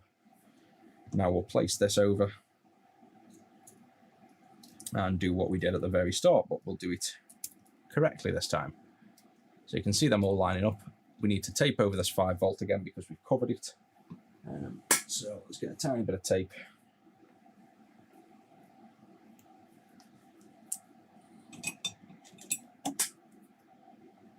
And we literally only need a tiny bit. We might as well put a lot smaller piece on than we did the first time around.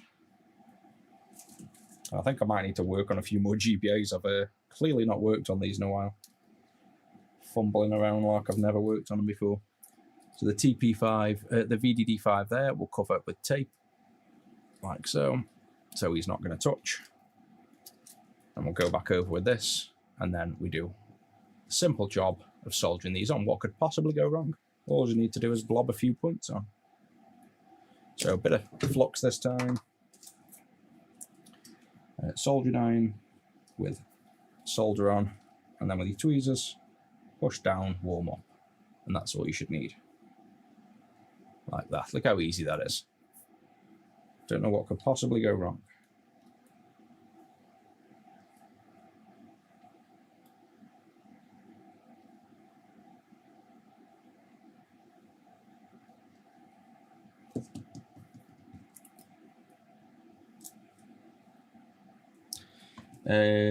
I'm glad you just joined. We haven't wasted an hour and a half screwing things up. We are just about, for the first time ever, to install this clean light LED on a Game Boy Advanced and show how easy the process is.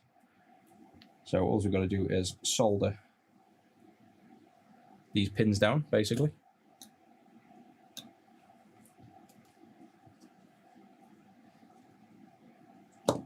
And then we'll get some nice LEDs on the Game Boy that we can colour change. I'm not even going to test these because I'm confident that they're soldered. And I'm not joking. I'm not going to test that these are soldered either. So that's the ground on. These 3 I didn't even bother lining up, as you can see. They just lined up for me. Because things are going well this time. RT on, A on, B on. I think the key difference was don't skip the flux and pre-tin the pads. I think when you do that, you shouldn't have any issues. We shouldn't have had that many issues in the first place. Just pure bad luck. Well, no, it wasn't. It was a skill issue, but I'm going to say bad luck. Right, now not forgetting the 5 volt quickly tap on because you don't want to melt the tape underneath. And then tack on the yellow. Hey, welcome in. You're joining at the perfect time where things haven't gone wrong yet. The ground wire will go to the ground, I believe, yeah.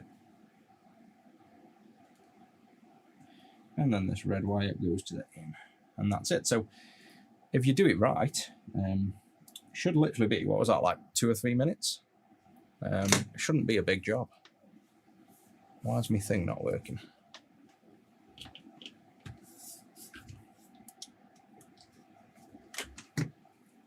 One of them plugs just fell out on that cleaner. Right, so is that now all in? We've got the select, the right, up, start, LT, ARB, grounds on there. So now we just put back the clean screen ribbon. And hopefully this will be built and working the first time.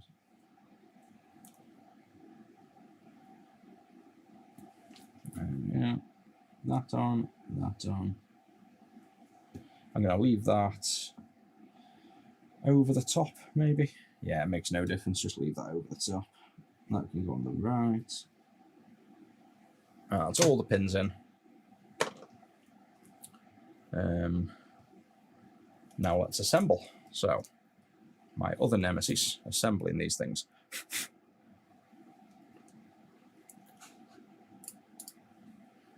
We've got the speaker's still on, the D-pad is in, that's on, so we should just place this in, get the speaker in the correct place. Come on, speaker, go in. There we go, and then flop this down, wriggle about.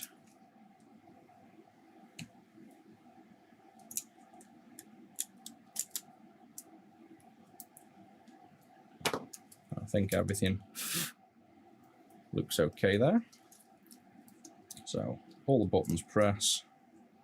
Let's get the screws in while it's steady.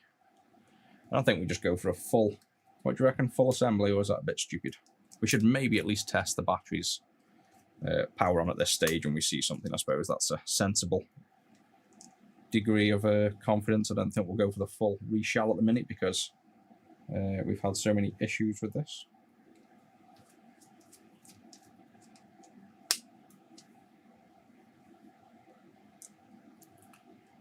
This is a Game Boy Advanced, my Game Boy Advance to be exact, and we're just installing a new product in it, the clean lights, so basically LEDs that you can change the colour of.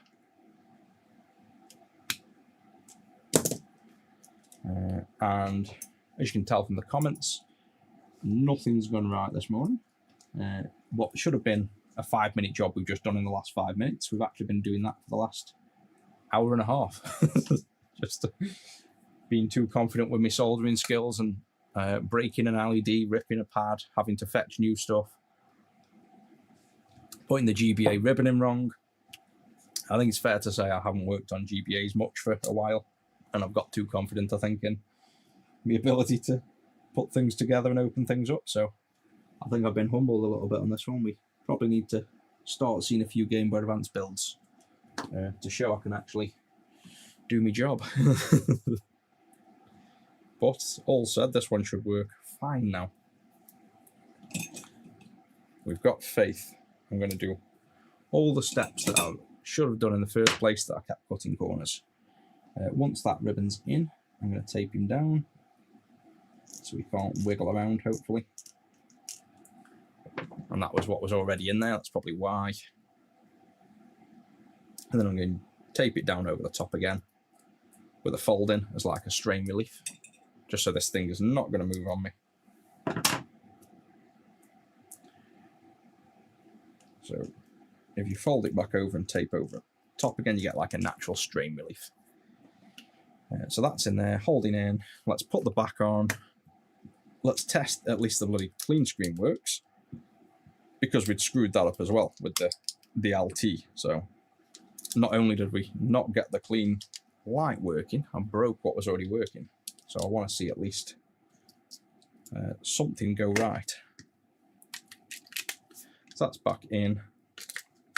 That's on. Put the batteries in backwards now as well. It's going well. They're on. Emerald in. Turn on. No screen, yay!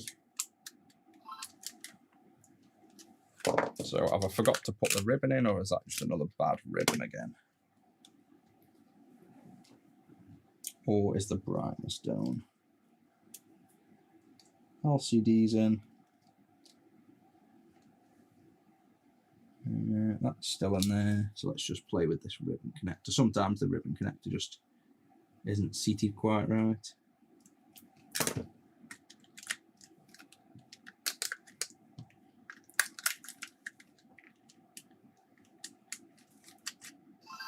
Yeah, it's just that ribbon connector. I think that ribbon connector's quite dicey because that's happened a few times. Again, it's with opening and closing this console so many times, I'm probably due to replace that screen.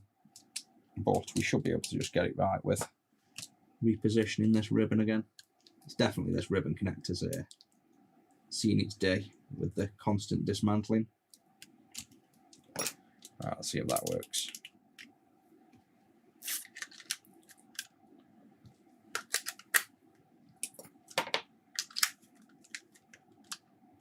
Give me a break. Do I need a new ribbon for the LCD now? They've been opened so many times. I think we probably do. Try once more. One more positional adjustment, and then if not, I'll probably swap this ribbon out because I'm guessing the ribbon is not happy about all this removing and opening. Yeah, sorry, let's get the ribbon swapped.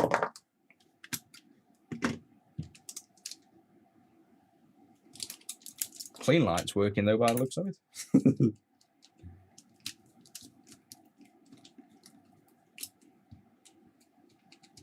Oh, it could be the ribbon on the actual the clean screen could just be out the other side slightly, because we are pulling it around because it's not taped down, which is the other thing that it was originally. The board was taped to the screen, and I did originally tell people to do that. Yeah, kind of hanging out. Reconnect that in. Reconnect this in. Why not? Let's get the LCD ribbon in.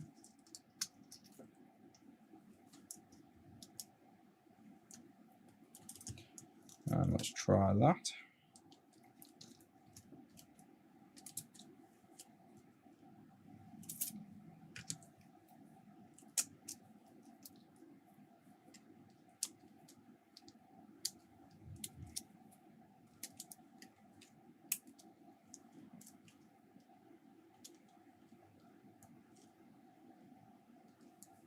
That's all together enough. No, the brightness is, this is definitely a ribbon issue at the minute. The fact it's not getting the signals right. It's either a ribbon or the screen, damaging the screen with all the moving around. Why do we have a back screw wobbling around? Oh, because I haven't screwed the board back in yet, but a screw was left in.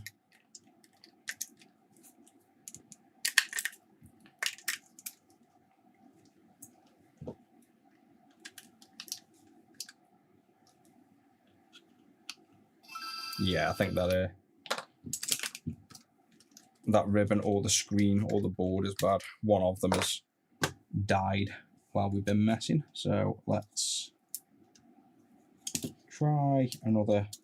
I mean, this is trying to tell me to upgrade this to the stock screen as well, the thing I keep wanting to do, but I don't want to reshell. Oh, that's still attached to me. We need a screen. Let's see if it's the screen or we're going to have to bend the power this now to test this. If it's the screen, we need to reshell because we don't, well, actually, no, I've probably still got a laminated line around somewhere, but I do want to upgrade this to non-laminated. I just didn't want to do it yet. So let's see what the problem is. This wants to be 3 volts, will be fine.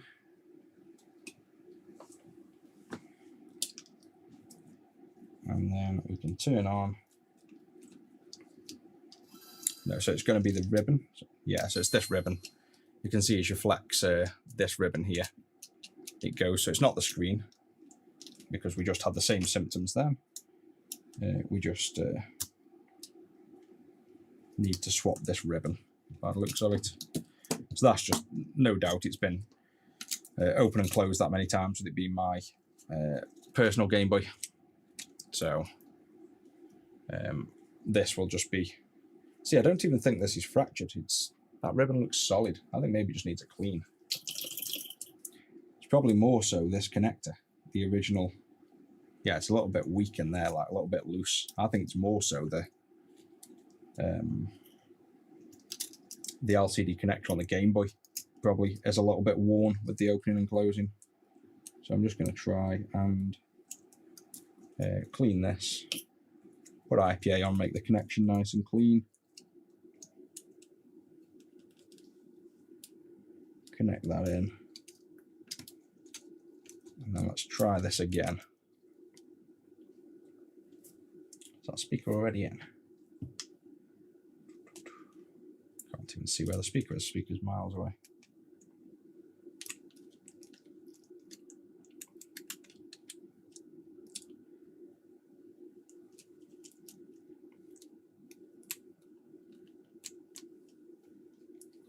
Right.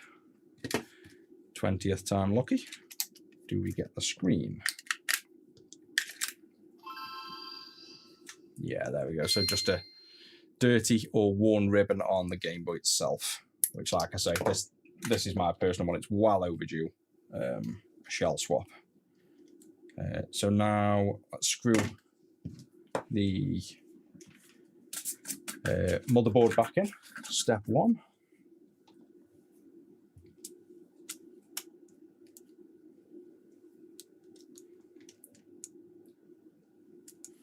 And I'm in the middle of actually remaking this Game Boy motherboard like a re-PCB, like the Game Gear. And then what I'll do is integrate everything. I'll integrate the clean amp, the de-hum kit, the clean light I'll probably just put on it, to be honest. I don't know. Well, no, I think it's separate, isn't it? Otherwise, you're bumping the price up of the base product and people might not want that. But you'll have the clean amp for sure built in. I might as well almost build in. What else can we build in? Yeah, the new one with the headphone one, maybe Bluetooth for Bluetooth headphones, I don't know. But at least we won't have to mess with all these. I'll make like easier connection points for the mods. Right, I think that's it, isn't it? So, power button.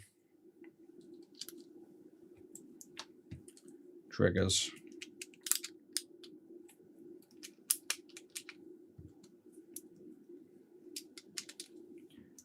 And then we'll hold the back in,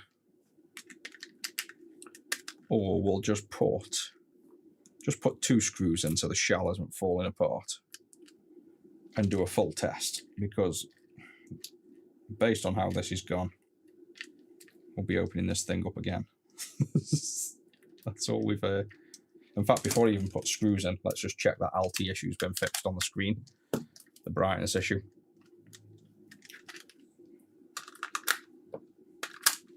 Because that was another issue. When we open the menu, there we go. So that's now working again. Right, so let's screw it together.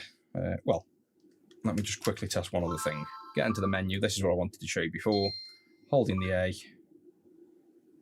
There we go. Right, so I know it's working. I'll show you what that does in a minute. Finally. So what do you reckon? Shit at me job, or was that bad luck? I think personally, I was cutting a lot of corners there. I opened it up and there was tape holding the ribbon in. I ignored that and didn't put it back down. My own guide would probably tell me to check all your solder points and pre-tin and use flux, and I didn't bother using flux on the ones that failed. So I think, to be honest, I was just skipping steps, and I know there was a bit of bad luck involved there, but I think that's perfect example of why sometimes you do definitely get a bit too confident in what you do and think you can skip steps, whereas I originally made all these steps for that reason, to make sure other people don't make mistakes, and then I haven't worked on them in a while and I've just ignored all the guidance I used to make for these consoles.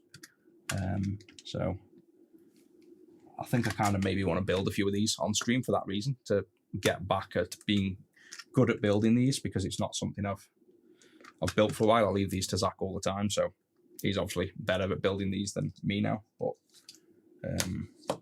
yeah, that just kind of shows right there that I needed to practice at these. And look at what I've just found here as well.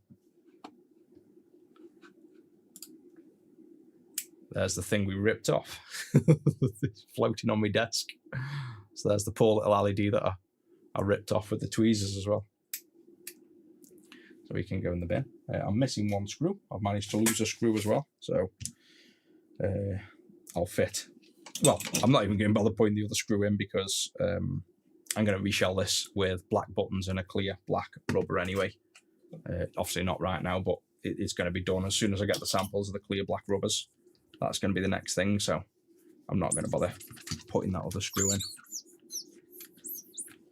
Nice squeaky clean screen. Right, where are we at? Ooh, let's clean up a bit first. Now we know this is all working. Tweezers away. We can put the... oh yeah, I'll put the clean juice back in now as well. Now we're confident it's working. Well, I'm confident it will work now. Put these back down there for me to program. Move them out of the way. Clean my desk a minute. Spare screen can go.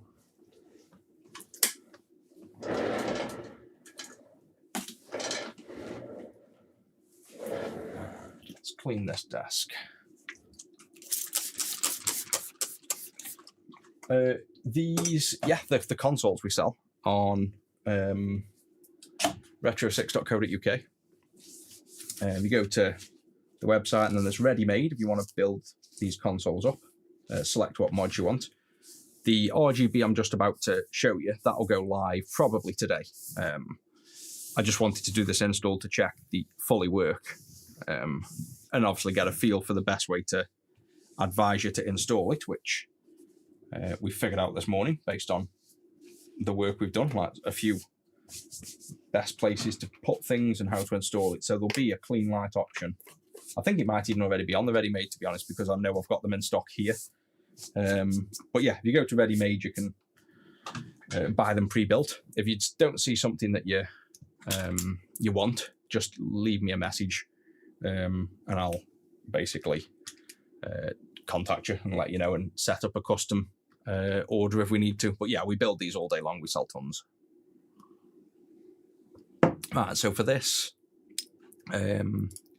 install of this product that's now in production, the Clean Juice AA, this is now replacing the Clean Juice with the LiPo battery.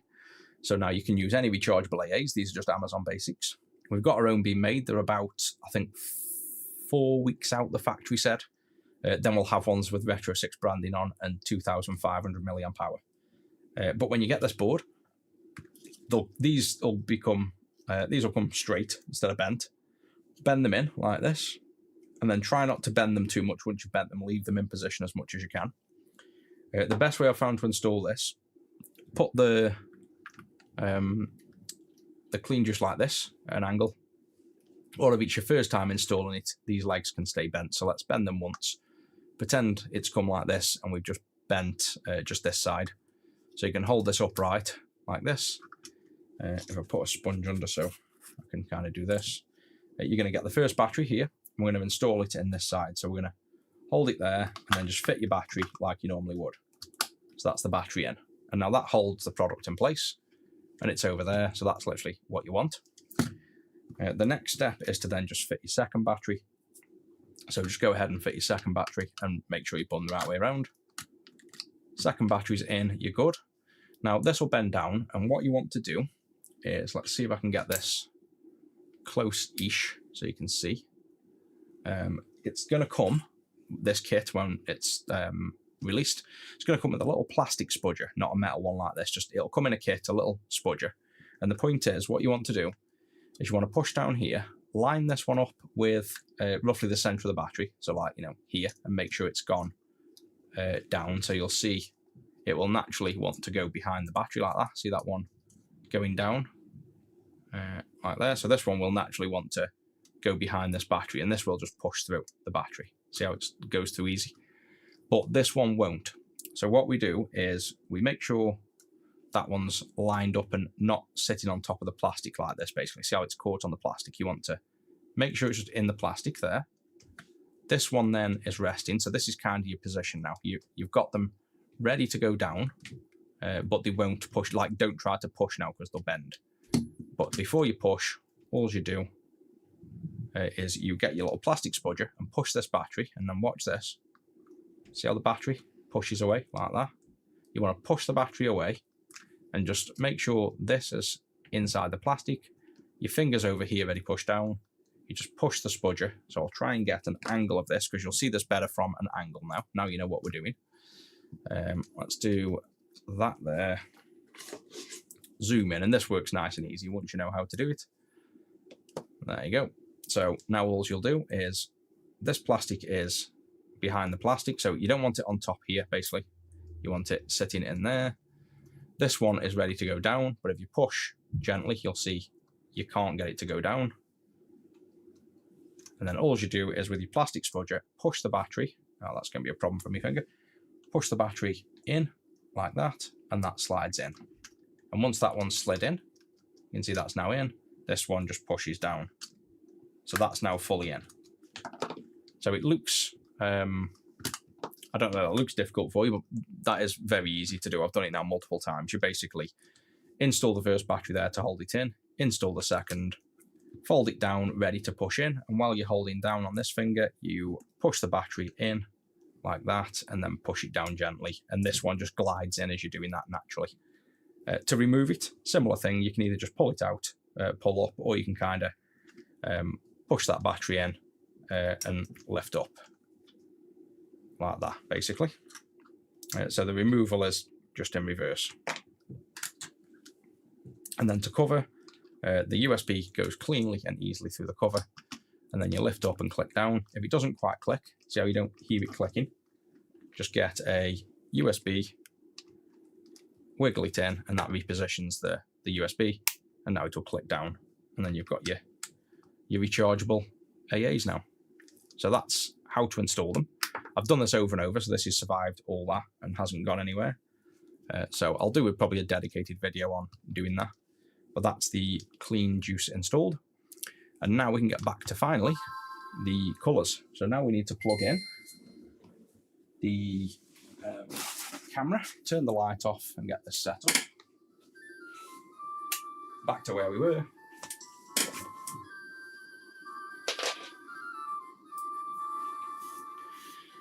And we'll just change this colour mode back to, if I can remember, whatever we had it set to.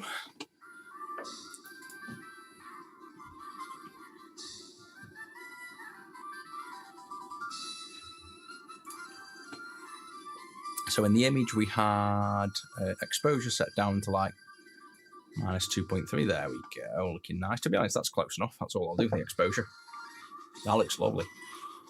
Turn that down a bit. So now we can turn up the brightness on this. So you can see Pokemon Emerald. And what I wanted to show you then, nice and simple, hold start and select. That makes the select start flashing. That means now left and right will change your colour modes. So you can see we can go through all the different colour modes, the prefixed ones. A lot of them look the same on camera, but they're all different colours. And there's tons of profiles. See how this new one's got a lot more pastel colours. Lots of pinks and purples. But again, on camera, these are probably just all coming off looking at very similar colour. But they're all very distinctive shades. So this one, for example, was the perfect shade for a blossom that we've got on the website, a blossom design. So that's custom for that. And then there's your colour, like mixed colour mode. So if I say go to red, you can also then do, is it AL? There you go. So AL now, you'll see now if I press buttons, AL enables reactive mode. So every button you press changes colour. So if you go to a different colour mode, the inverse colour is different for each colour mode. So it's a complementary colour. So what that does then, if you want this kind of reactive button press, you've got that on. So every button press changes to a different colour. If you don't want that, just tap AL again, and now it's turned off. So that's AL is reactive mode. So that's pretty much it. Left and right for the colour modes. Up and down for the brightness, or leaving it fully off. Holding select saves whatever you've done and comes out the menu. So I'm going to go to this pinky colour that looks red. I'm going to hold select to come out the menu. That's now saved. If I power cycle the console, the mode is saved. So again, get into your menu. Holding B master resets everything if you wanted to wipe the memory and start again. But here's the fun part. Holding A should start making all the buttons flash like that now. And now we've entered. See how all the buttons are pulsing slowly? This is now complete custom mode. So every button you press now will change colour of that button. So you can now tap, say, the trigger, cycle the colours, and set this trigger to, say, green. Cycle through here, set this one to a whitish. Cycle this one. Set it up to, I don't know, maybe a purplish. You get the idea. Every single button you can customize to a different color. So you can make it whatever color combo you like, and then hold the A to save. So that's now, if I hold A, that stopped circling now, so see all the buttons have gone solid. This is now my completely custom color mode. You can take it one step further, which it's the same thing but a bit easier. You go into the custom menu with start and select first, hold A to get into the custom button color modes. If you hold Alt and RT instead of tapping, so tapping changes the color, but if you hold it, what it'll do is change all the buttons to one of your profiles. So you can hold and cycle through the predefined color modes. So if you wanted to start on a certain color mode, like all red, or let's say all green, that's what you do. Holding RT does the same, goes back the other way. So if you wanted that blue, you go there, hold Alt, it'll go back the other way. So I'm going to say, right, I've started at green, and I just want the A and B to be red. So now you can just tap these until you get to whatever color you want, basically. So like, say there, that's the color I want. Just those two buttons changed, and then hold A, and it will save. So there you go. That's now my completely custom color mode with just those two buttons a different color. And then you power cycle, and it'll keep those color modes. So that's basically the clean light in a nutshell. I'll write this all up on the wiki. I can obviously remember it in my head because I've written the code, but I like to think it's fairly self-explanatory. Select L and R or the clean screen menu, which we all know, and then you can select in and out, so it doesn't interfere with that, the two different modes. Whereas start and select together is the clean light menu. So the clean light menu, start and select, is flashing is the normal menu, which means left and right change your color mode. You can also change your color mode. So say I want to go back to red, that's fine.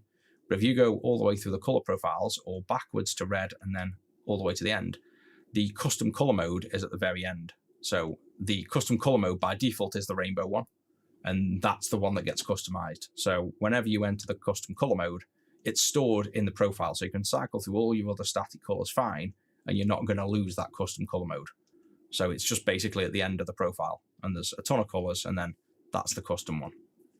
So that's that. And then like I say, if you don't want it on, turn it off, and you can then hold select, and that'll just turn off. So now you've got clean light installed, but you wouldn't know it. It's not even on there. And then you just hold start and select, that comes on, and you can turn your lights back on.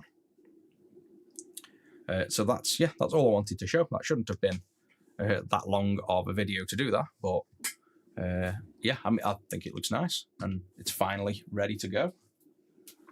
So just turn that back on. Get this camera back to compensation of 0. So it'd be nice if I could do a button press or a shortcut to set this camera to just change the compensation, because then I wouldn't have to plug in a USB whenever we're showing off LEDs. So yeah, that was a long-winded way of showing you something that should have been very easy. It just turned into a bit of a nightmare. But the end result is we've got a lovely looking console now. I don't like the colour scheme on this one. I'm going to change these now to clear blacks when I get the sample rubbers, because you can see the rubbers on these are clear. So if I change these rubbers, leave that off, change these buttons to clear black, the rubbers are still white, like clear. So I've purposely had some clear black rubbers that are coming, so that if we then wanted clear black with LEDs, which is what I think this design will look nice with, that's what I'm going to do. And then I'm probably going to change my clean screen to a non-laminated. I prefer the original looking one. This is laminated, but I think I prefer the non-laminated appearance. It's more natural. So yeah, that was all I wanted to cover. Well, I was going to cover more, but I didn't expect it to take that long. So yeah, hope you guys enjoyed that one. And I'm going to have to reach out to the TikTok account manager to see what the hell we do with TikTok, because it just keeps blocking every single stream. And I'm not going to not be able to talk about my own products on stream. There's no point streaming otherwise. That's kind of why I'm doing it. So if TikTok want to be complaining every single time that we're selling products and not pushing it, then there's no point, because we've got like 3 people viewing and we normally get 190. So it just won't be worth streaming on TikTok if they're being funny. But yeah, hope you guys have a good one. I might be back on tonight because I'll probably be working. It's Friday, so I usually get quite a lot done on a Friday. I think it's Friday. Yeah, it is. So you might see me on later today as well for those that haven't joined early on. And I'll catch you shortly.